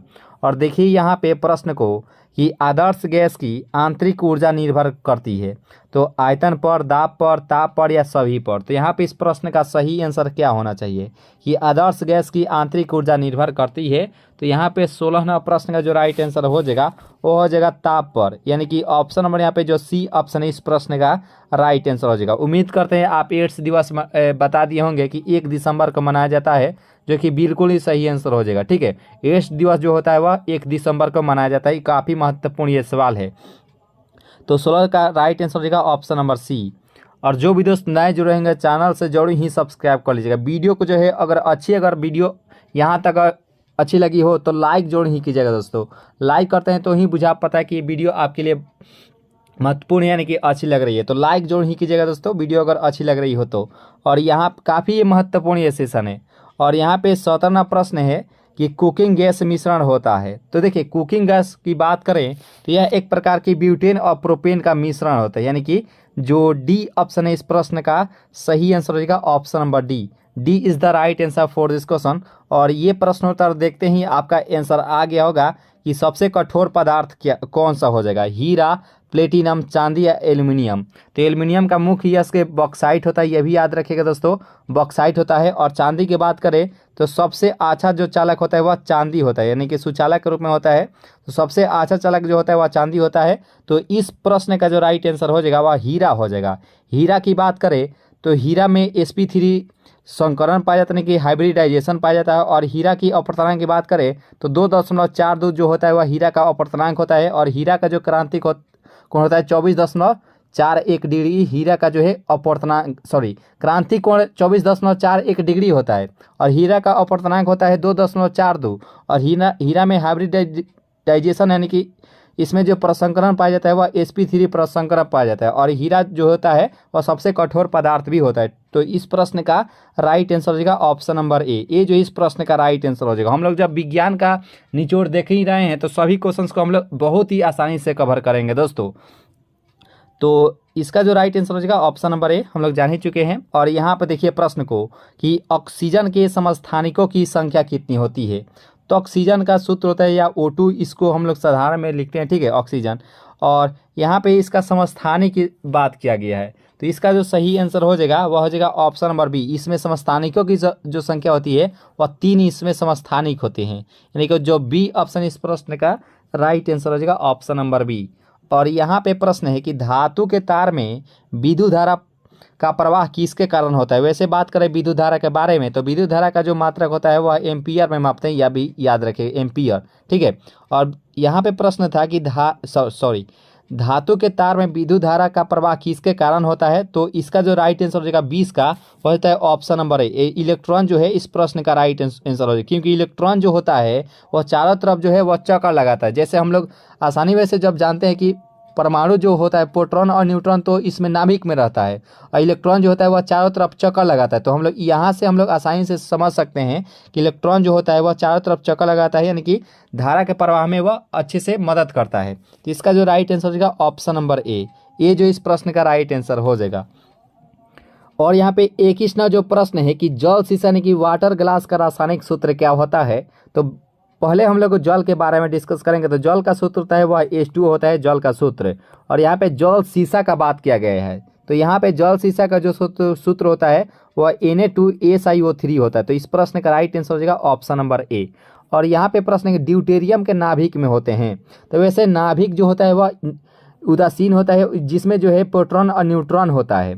तो यहाँ पे ड्यूटेरियम के जो नाभिक में होते हैं वह एक प्रोटॉन होता है और एक न्यूट्रॉन होता है। तो ऑप्शन नंबर डी के साथ जाएंगे, जो कि यहाँ पे बिल्कुल ही सही आंसर हो जाएगा ऑप्शन नंबर डी जो इस प्रश्न का राइट आंसर हो जाएगा। और जो भी दोस्तों नए जुड़े होंगे चैनल से वो जरूर ही सब्सक्राइब कर लीजिएगा दोस्तों, और वीडियो को जो है लाइक जरूर ही कर लीजिएगा। और यहाँ पे प्रश्न है कि यूरेनियम के समस्थानिक होते हैं। तो देखिए यूरेनियम के जो समस्थानिक होते हैं 238 होते हैं, 238 होते हैं। तो इस प्रश्न का राइट आंसर हो जाएगा ऑप्शन नंबर बी जो है इस प्रश्न का राइट आंसर हो जाएगा। और यहाँ पे प्रश्न है कि हाइड्रोजन के समस्थानिक होते हैं। देखिए हाइड्रोजन के समस्थानिक की बात करें तो इसका समस्थानिक होते हैं 3rd, यानी कि 3 जो है इस प्रश्न का राइट आंसर हो जाएगा ऑप्शन जो डी ऑप्शन है इस प्रश्न का राइट आंसर हो जाएगा ऑप्शन नंबर डी, यानी कि 3 जो है इसके समस्थानिक होते हैं हाइड्रोजन के। और यहाँ पे प्रश्न है कि अनिश्चितता के सिद्धांत का प्रतिपादन किसने किया, आइंस्टीन, हाइजेनबर्ग, पाउली या रदरफोर्ड। तो देखिए इस प्रश्न का जो राइट आंसर हो जाएगा वह हाइजेनबर्ग जो है अनिश्चितता की जो सिद्धांत जो था उसके प्रतिपादित किए थे। तो इसका राइट आंसर हो जाएगा ऑप्शन नंबर बी। और यहाँ पे प्रश्न है कि स्थिर ताप पर गैस का आयतन कम करने से उसका दाब क्या होता है। तो सबसे पहले हम लोग क्वेश्चन देख लेंगे, उसके बाद हम लोग ऑप्शन की तरफ चलेंगे। तो प्रश्न था कि स्थिर ताप पर गैस का आयतन कम करने से उसका दाब में क्या परिवर्तन होता है दोस्तों। तो इसका जो सही आंसर हो जाएगा 26 का, वह हो जाएगा ऑप्शन नंबर सी, यानी कि बढ़ जाता है। इस प्रश्न का राइट आंसर हो जाएगा ऑप्शन नंबर सी। और यहाँ पे 27वां प्रश्न है कि परमाणु भट्ठी में कौन सा ईंधन प्रयुक्त होता है, थोरियम, सोडियम, पेट्रोलियम या यूरेनियम। देखिए परमाणु भट्ठी में जो ईंधन का जो प्रयुक्त होता है उस समय 27 का आंसर हो जाता है यूरेनियम का जो है इस प्रश्न का राइट आंसर हो जाएगा ऑप्शन नंबर सी। और यहाँ पे प्रश्न है भोपाल गैस दुर्घटना में किस गैस का रिसाव हुआ था। तो इसका जो राइट आंसर क्या होगा दोस्तों कि भोपाल गैस दुर्घटना में किस गैस का रिसाव हुआ था। तो देखिए 28वां प्रश्न का जो राइट आंसर हो जाएगा वह मिथाइल आइसोसाइनाइड का जो है वह रिसाव हुआ था। इस प्रश्न का राइट आंसर हो जाएगा ऑप्शन नंबर सी जो है इस प्रश्न का राइट आंसर हो जाएगा मिथाइल आइसोसाइनाइड। इस प्रश्न का राइट आंसर हो जाएगा ऑप्शन नंबर यहाँ पे जो सी ऑप्शन है इस प्रश्न का राइट आंसर हो जाएगा। यहाँ पे गड़बड़ाने के लिए साइनाइड दिया गया है, लेकिन साइनाइड का उसमें जो है रिसाव हुआ था, यानी कि जो सी ऑप्शन है इस प्रश्न का सही आंसर हो जाएगा।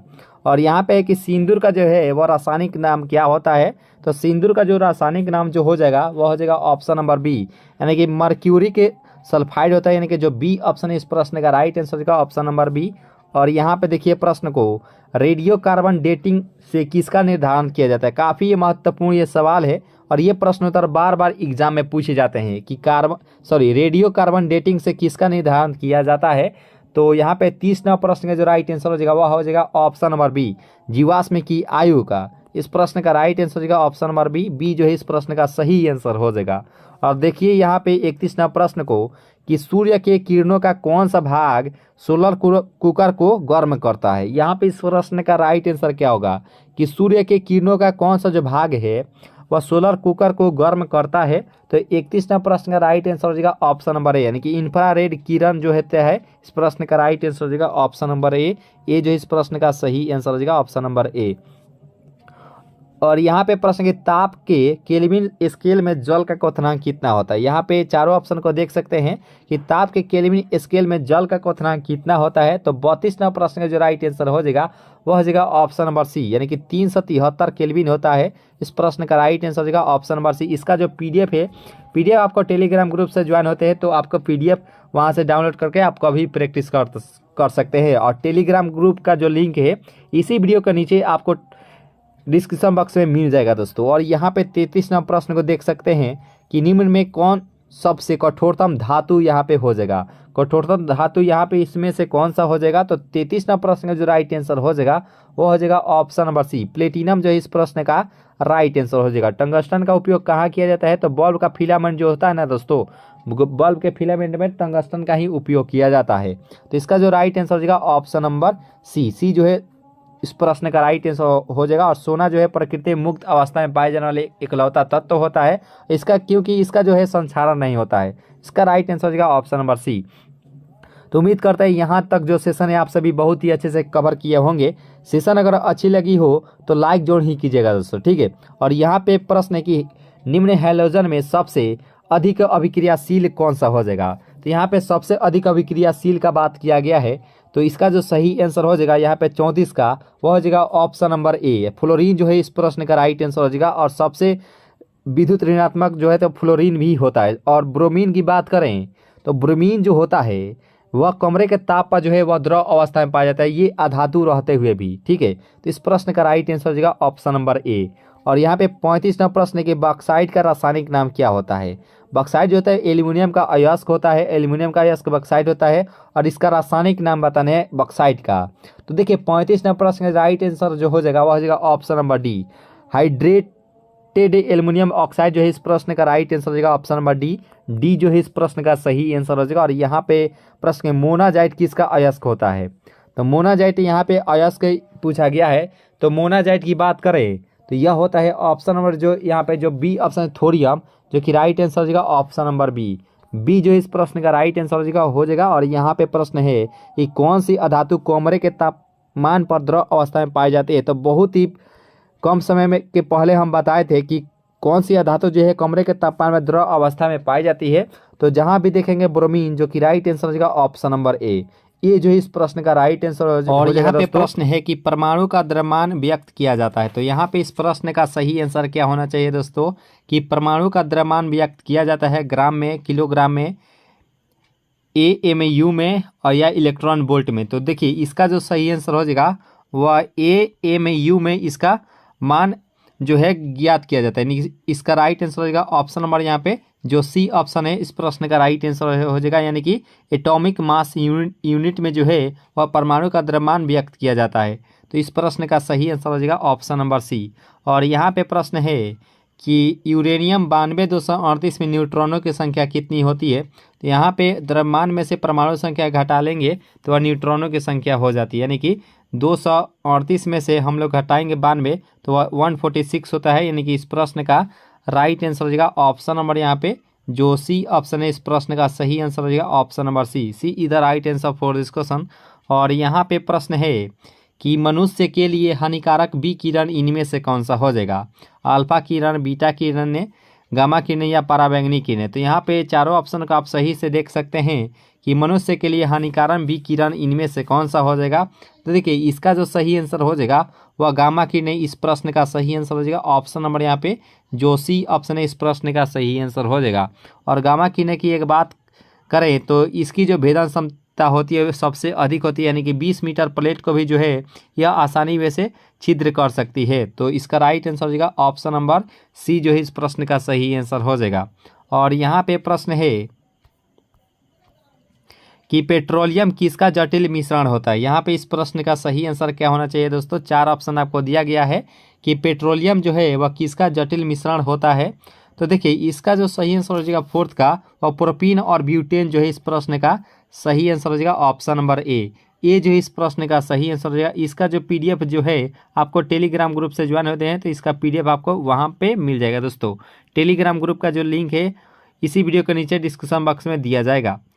और यहाँ पे प्रश्न है कि गोबर गैस संयंत्र का आविष्कार किसने किया था। काफ़ी ये महत्वपूर्ण ये सवाल है कि गोबर गैस संयंत्र का आविष्कार किसने किया था। सीबी देसाई ने, सीबी पास्कल ने, रॉबर्ट विल्हेम ने या गीगर ने। तो ये देखिए इसका जो सही आंसर होगा 5 का वह सीबी देसाई के द्वारा जो है वह गोबर गैस संयंत्र का जो है आविष्कार किया गया था। यानी कि ऑप्शन नंबर यहाँ पे जो सी ऑप्शन है इस प्रश्न का राइट आंसर हो जाएगा। और गोबर गैस में मुख्यतः जो है मीथेन पाया जाता है, याद रखिएगा दोस्तों। और मीथेन का जो सूत्र होता है वह CH4 होता है और जिसका जो है इसे मार्स गैस के नाम से भी जाना जाता है। और धान के खेत से जो गैसें निकलती है वह मीथेन गैस ही निकलती है, याद रखिएगा दोस्तों। तो इस प्रश्न का राइट आंसर हो जाएगा ऑप्शन नंबर ए। आइए दोस्तों नेक्स्ट प्रश्न को कवर करते हैं। और यहाँ पे प्रश्न है कि साबुन के साथ तत्परता से झाग न बनाने वाला जल इनमें से कौन सा हो जाएगा। मृदु जल, प्राकृतिक जल, कठोर जल या खनिज जल। तो यहाँ पे इस प्रश्न का सही आंसर क्या होना चाहिए कि साबुन के साथ तत्परता से झाग न बनाने वाला जल इनमें से कौन सा हो जाएगा। तो यहाँ पे कठोर जल देखेंगे किस ऑप्शन में है, तो ये ऑप्शन नंबर डी में है, जो कि बिल्कुल ही सही आंसर हो जाएगा ऑप्शन नंबर डी के साथ जो भी दोस्त गए हैं उनका बिल्कुल ही सही आंसर हो जाएगा। और यहाँ पे 7 प्रश्न है कि निम्न में कौन सी गैस का ऊष्मांक सर्वोच्च होता है। यहाँ पे 4 ऑप्शन आपको दिया गया है, ब्यूटेन, बायोगैस, हाइड्रोजन या मीथेन। तो यहाँ पे इस प्रश्न का सही आंसर क्या होना चाहिए कि निम्न में से कौन सी गैस का ऊष्मांक जो है वह सर्वोच्च होता है। तो ये हाइड्रोजन जो है इस प्रश्न का सही आंसर हो जाएगा। यानी कि जो सी ऑप्शन है इस प्रश्न का राइट आंसर हो जाएगा ऑप्शन नंबर सी। चलिए दोस्तों नेक्स्ट प्रश्न को कवर करते हैं। और यहाँ पे प्रश्न है कि किस अम्ल का उपयोग सीसा संचायक बैटरी में किया जाता है। यहाँ पे इस प्रश्न का सही आंसर क्या होना चाहिए कि किस अम्ल का जो है उपयोग सीसा संचायक बैटरी में किया जाता है। देखिए 8-9 प्रश्न का राइट आंसर हो जाएगा सल्फ्यूरिक एसिड। यानी कि ऑप्शन नंबर यहाँ पे जो ए ऑप्शन है इस प्रश्न का राइट आंसर हो जाएगा H2SO4 का उपयोग किया जाता है। यानी कि इस प्रश्न का राइट आंसर हो जाएगा ऑप्शन नंबर ए जो इस प्रश्न का सही आंसर हो जाएगा। और यहाँ पे 9 प्रश्न आप देख रहे होंगे स्क्रीन पर, जो कि काफ़ी महत्वपूर्ण ये सवाल है कि अम्ल वर्षा किनके पर्यावरण प्रदूषण से बनता है। यहाँ पे इस प्रश्न का सही आंसर क्या होना चाहिए। चारों ऑप्शन का आप सही से पढ़ सकते हैं कि अम्लीय जो वर्षा होती है वह किनके पर्यावरण प्रदूषण से बनता है। तो देखिए 9 प्रश्न का जो राइट आंसर हो जाएगा वह हो जाएगा option number A, nitrous oxide एवं सल्फर डाइऑक्साइड जो है इस प्रश्न का सही आंसर हो जाएगा ऑप्शन नंबर ए जो इस प्रश्न का सही आंसर हो जाएगा। और जो भी दोस्तों नए जुड़ेंगे चैनल से वो जरूर ही सब्सक्राइब कर लीजिएगा दोस्तों। और वीडियो को जो है लाइक जरूर ही कर लीजिएगा दोस्तों, ठीक है, लाइक जरूर कर लीजिएगा दोस्तों। और यहाँ पे प्रश्न आप देख सकते हैं कि जल की संशुद्धि में कौन सा रसायन प्रयुक्त होता है। यहाँ पे इस प्रश्न का सही आंसर क्या होना चाहिए कि जल की संशुद्धि में कौन सा रसायन जो है वह प्रयुक्त होता है। तो 10 प्रश्न का जो राइट आंसर हो जाएगा वह हो जाएगा ऑप्शन नंबर बी, यानी कि पोटेशियम परमैंगनेट होता है। यानी कि जो बी ऑप्शन इस प्रश्न का सही आंसर हो जाएगा option number B is the right answer for this question.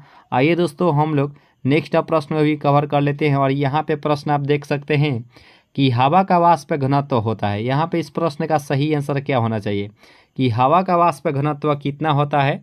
देखिए इसका जो सही आंसर हो जाएगा 11th का वह हो जाएगा ऑप्शन नंबर डी, यानी कि 14.4 होता है। यानी कि इस प्रश्न का सही आंसर हो जाएगा ऑप्शन नंबर डी जो इस प्रश्न का सही आंसर हो जाएगा। और यहाँ पे प्रश्न है कि पानी और चौक यानी कि खड़िया के मिश्रण को पृथक किया जा सकता है। तो 12 प्रश्न का राइट आंसर क्या होना चाहिए कि पानी और चौक यानी कि खड़िया के मिश्रण को पृथक किया जा सकता है। तो ये अवसादन द्वारा, यानी कि जो ए ऑप्शन है इस प्रश्न का सही आंसर हो जाएगा ऑप्शन नंबर ए। चलिए दोस्तों हम लोग नेक्स्ट प्रश्न को भी कवर कर लेते हैं। और यहाँ पे 13वां प्रश्न है कि माइका क्या है। काफ़ी महत्वपूर्ण यह सवाल है कि माइका क्या होता है।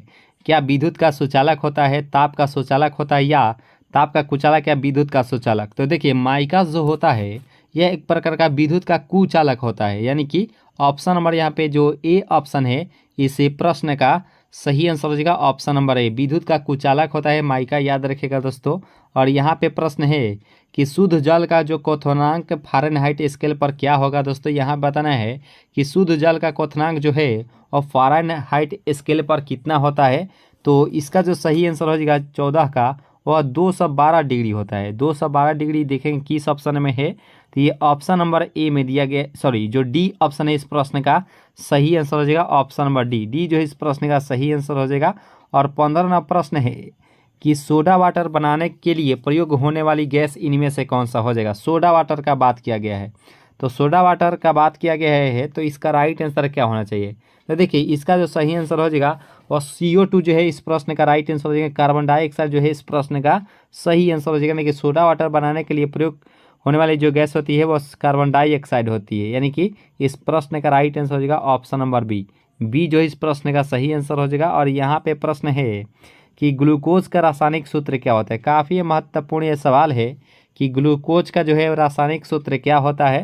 तो देखिए इसका जो सही आंसर हो जाएगा 16 का, वह C6H12O6 होता है। तो देखें किस ऑप्शन में है, तो ये ऑप्शन नंबर जो यहाँ पे जो बी ऑप्शन इस प्रश्न का सही आंसर हो जाएगा ऑप्शन नंबर बी। बी जो इस प्रश्न का राइट आंसर हो जाएगा। और यहाँ पे प्रश्न है कि नाभिकीय विखंडन में ट्रिगर क्या होता है। इलेक्ट्रॉन होता है, न्यूट्रॉन होता है, पॉजिट्रॉन होता है या प्रोटॉन होता है। तो यहाँ पे 17 नंबर प्रश्न का राइट आंसर क्या होना चाहिए कि नाभिकीय विखंडन में ट्रिगर क्या होता है। तो देखिए इसका जो सही आंसर हो जाएगा यह एक प्रकार के न्यूट्रॉन होता है, ठीक है। यानी कि इस प्रश्न का सही आंसर हो जाएगा ऑप्शन नंबर बी। बी जो है इस प्रश्न का सही आंसर हो जाएगा। आइए यहाँ पे 58 प्रश्न को भी देख लेते हैं। और यहाँ पे प्रश्न आप देख सकते हैं कि बहुलक नायलॉन का पहली बार किसका विकास तथा बाजारीकरण किया गया। तो यहाँ पे इस प्रश्न का सही आंसर क्या होगा कि बहुलक नायलॉन का पहली बार विकास तथा बाजारीकरण किया गया। तो देखिए क्या शिकागो में, टोक्यो में, कोई नहीं न्यूयॉर्क में। तो यहाँ पे इस प्रश्न का सही आंसर क्या होगा। देखिए 58 प्रश्न का जो राइट आंसर हो जाएगा वह हो जाएगा ऑप्शन नंबर सी, यानी कि न्यूयॉर्क में किया गया था दोस्तों। यानी कि ऑप्शन नंबर यहाँ पे जो सी ऑप्शन है इस प्रश्न का राइट आंसर हो जाएगा। और यहाँ पे देख सकते हैं 19वां प्रश्न को कि सभी भारी रेडियो सक्रिय तत्व अंतिम रूप से परिवर्तित होते हैं हाइड्रोजन में, सीसा में, क्रिप्टॉन में या पारा में। यहाँ पे बहुत ही महत्वपूर्ण ये सवाल है कि सभी भारी रेडियो सक्रिय तत्व अंतिम रूप से परिवर्तित होते हैं। तो देखिए 19वां प्रश्न का जो राइट आंसर हो जाएगा वह हो जाएगा ऑप्शन नंबर बी, यानी कि सीसा में परिवर्तित होते हैं। यानी कि जो बी ऑप्शन है इस प्रश्न का सही आंसर हो जाएगा ऑप्शन नंबर बी। और सेशन अगर अच्छी लग रही हो तो लाइक जरूर ही कीजिएगा दोस्तों। और चैनल पर अगर नए जुड़े हो तो जरूर ही सब्सक्राइब कर लीजिएगा। और यहाँ पे प्रश्न आप देख सकते हैं कि रंजक व खाद्य पदार्थ बनाने में प्रयोग किया जाता है। यहाँ पे इस प्रश्न का सही आंसर क्या होगा कि रंजक व खाद्य पदार्थ बनाने में प्रयोग किया जाता है केरामल का, कर्नेलाइट का, कोई नहीं, या ब्रेजिंग का। तो देखिए इसका जो सही आंसर हो जाएगा 20 का, वह हो जाएगा ऑप्शन नंबर ए, यानी कि केरामल का जो है इसमें प्रयोग किया जाता है। यानी कि जो ए ऑप्शन है इस प्रश्न का सही आंसर हो जाएगा ऑप्शन नंबर ए। ए जो इस प्रश्न का सही आंसर हो जाएगा। और यहाँ पे प्रश्न है कि आधुनिक आवर्त सारणी आधारित होता है। और यहाँ पे इस प्रश्न का सही आंसर क्या होगा कि आधुनिक आवर्त सारणी जो है वह आधारित है क्या अणु भार पर, परमाणु भार पर, या परमाणु क्रमांक पर, या न्यूट्रॉनों पर। तो देखिए 21वां प्रश्न का जो राइट आंसर हो जाएगा यह परमाणु क्रमांक पर जो है वह आधारित है। यानी कि इस प्रश्न का राइट आंसर हो जाएगा ऑप्शन नंबर सी। और आधुनिक आवर्त सारणी किसके द्वारा दिया गया था दोस्तों, कमेंट बॉक्स से आपका जरूर ही आंसर आना चाहिए दोस्तों कि आधुनिक आवर्त सारणी जो है वह किसके द्वारा जो है प्रतिपादित किया गया था। और यहाँ पर देखिए प्रश्न को कि एनटीपी पर किसी गैस के 1 मोल का आयतन होता है। काफ़ी महत्वपूर्ण ये सवाल है दोस्तों कि एनटीपी पर किसी गैस के 1 मोल का आयतन कितना होता है। तो देखिए इसका जो सही आंसर हो जाएगा 22 का, यह 22.4 लीटर होता है। 4 लीटर देखेंगे किस ऑप्शन में है 4 लीटर। तो यहाँ पे ऑप्शन नंबर डी में दिया गया है, जो कि बिल्कुल ही सही आंसर हो जाएगा कि एनटीपी पर किसी गैस के 1 मोल का जो आयतन होता है 22.4 लीटर होता है। यानी कि जो डी ऑप्शन है इस प्रश्न का सही आंसर हो जाएगा option number D. D is the right answer for this question. और यहाँ पे प्रश्न है कि अपमार्जक है साबुन, औषधि, उत्प्रेरक या शोधक अभिकर्ता। तो यहाँ पे इस प्रश्न का सही आंसर क्या होना चाहिए कि अपमार्जक इनमें से कौन सा होता है। देखिए 23वां प्रश्न का जो राइट आंसर हो जाएगा वह शोधक अभिकर्ता होता है। यानी कि जो डी ऑप्शन है इस प्रश्न का राइट आंसर हो जाएगा ऑप्शन नंबर डी। और यहाँ पे देखिए RDX का फुल फॉर्म यहाँ पे पूछा गया है, तो RDX का तो ये तो होता नहीं है, यहाँ पे रेक्टिफायर डेवलपमेंट से एक्सप्लोसिव ये भी नहीं होता है। तो देखिए चलिए नेक्स्ट जो ऑप्शन है उसे हम लोग देख लेते हैं कि RDX का फुल फॉर्म क्या होता है। और यहाँ पे सी में दिया गया है कि रिसर्च एंड डेवलप्ड एक्सप्लोसिव जो है वह RDX का फुल फॉर्म होता है, यानी कि जो सी ऑप्शन है इस प्रश्न का सही आंसर हो जाएगा ऑप्शन नंबर सी। और यहाँ पे प्रश्न है कि बुलेट प्रूफ पदार्थ बनाने के लिए कौन सा बहुलक प्रयुक्त होता है। यहाँ पे इस प्रश्न का सही आंसर क्या होगा कि बुलेट प्रूफ पदार्थ बनाने के लिए कौन सी जो गैस है कौन सा बहुलक प्रयुक्त होता है। तो इसका जो सही आंसर हो जाएगा 25 का वह हो जाता है ऑप्शन नंबर डी, यानी कि पॉलीकार्बोनेट्स का जो है उसमें उपयोग किया जाता है, यानी कि जो डी ऑप्शन है इस प्रश्न का राइट आंसर हो जाएगा ऑप्शन नंबर डी। आइए दोस्तों यहाँ पे नेक्स्ट प्रश्न को कवर करते हैं और देख सकते हैं प्रश्न को कि आश्रु गैस यानी टीयर गैस का रासायनिक नाम क्या होता है। काफ़ी महत्वपूर्ण सवाल है कि आश्रु गैस का रासायनिक नाम क्या होता है। देखिए 26वां प्रश्न का जो राइट आंसर हो जाएगा वह हो जाएगा ऑप्शन नंबर सी, क्लोरोएसीटोफिनोन होता है, यानी कि जो सी ऑप्शन है इस प्रश्न का सही आंसर हो जाएगा option number C. C is the right answer for this question. दोस्तों इसका PDF जो है आपको टेलीग्राम ग्रुप से ज्वाइन होते हैं तो इसका PDF आपको मिल जाएगा, ठीक है। वहाँ से आप प्रैक्टिस कर सकते हैं PDF डाउनलोड करके आंसर की के साथ। और प्रयोगशाला में यूरिया का संश्लेषण सर्वप्रथम किसने किया, काफ़ी महत्वपूर्ण सवाल है। देखिए प्रयोगशाला में जो है सबसे पहले यूरिया का ही जो है निर्माण किया गया था, और यह जो निर्माण है किसके द्वारा किया गया था दोस्तों, बोहलर, रदरफोर्ड या आइंस्टीन या डी है कोई नहीं।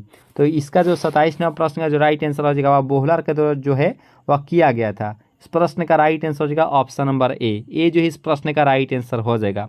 और यहाँ पे प्रश्न है कि मिथेनॉल किस नाम से जाना जाता है। काफ़ी महत्वपूर्ण सवाल है कि मिथेनॉल जो है वह किस नाम से जाना जाता है। वैसे बात करें मिथेनॉल के बारे में तो CH3 और OH इसका रासायनिक सूत्र होता है, ठीक है।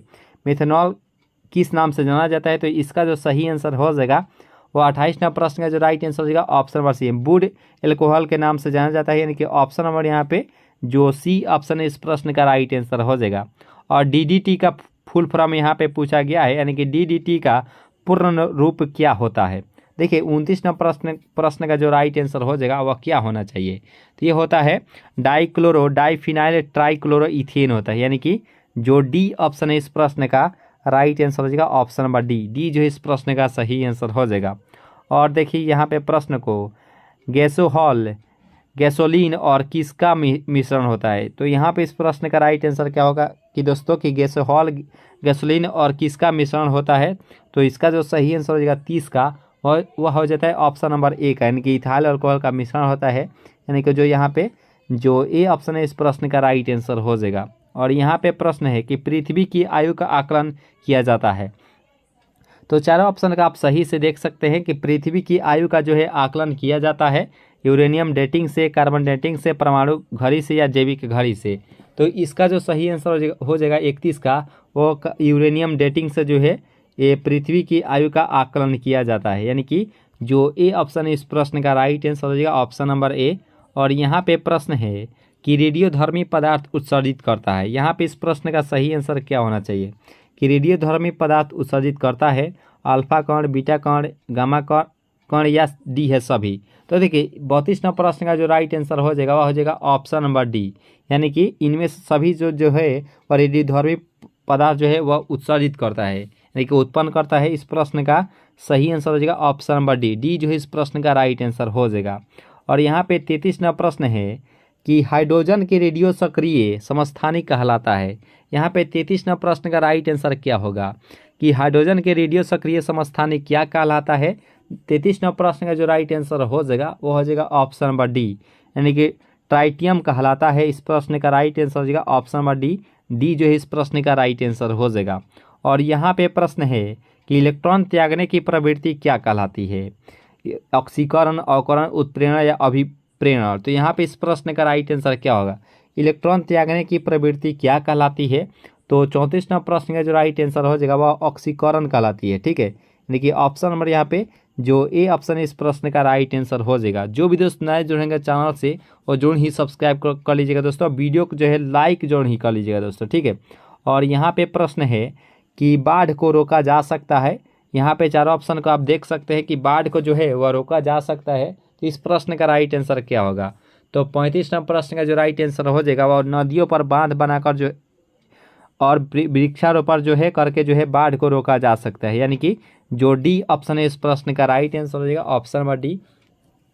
तो दोस्तों इस प्रकार से इस महत्वपूर्ण सेशन को यहीं पे ख़त्म किया जाता है। अगर ये सेशन आप सभी को अच्छी लगी हो तो लाइक जरूर ही कीजिएगा दोस्तों, और अगर चांस अगर नए जुड़े हो तो जरूर ही सब्सक्राइब कर लीजिएगा। मिलेंगे नेक्स्ट क्लास में नई उम्मीदें के साथ। तो हंसते रहिए और मुस्कुराते रहिए और अपनी तैयारी को जो है मजबूत करते रहिए। अभी के लिए इतना है दोस्तों, जय हिंद।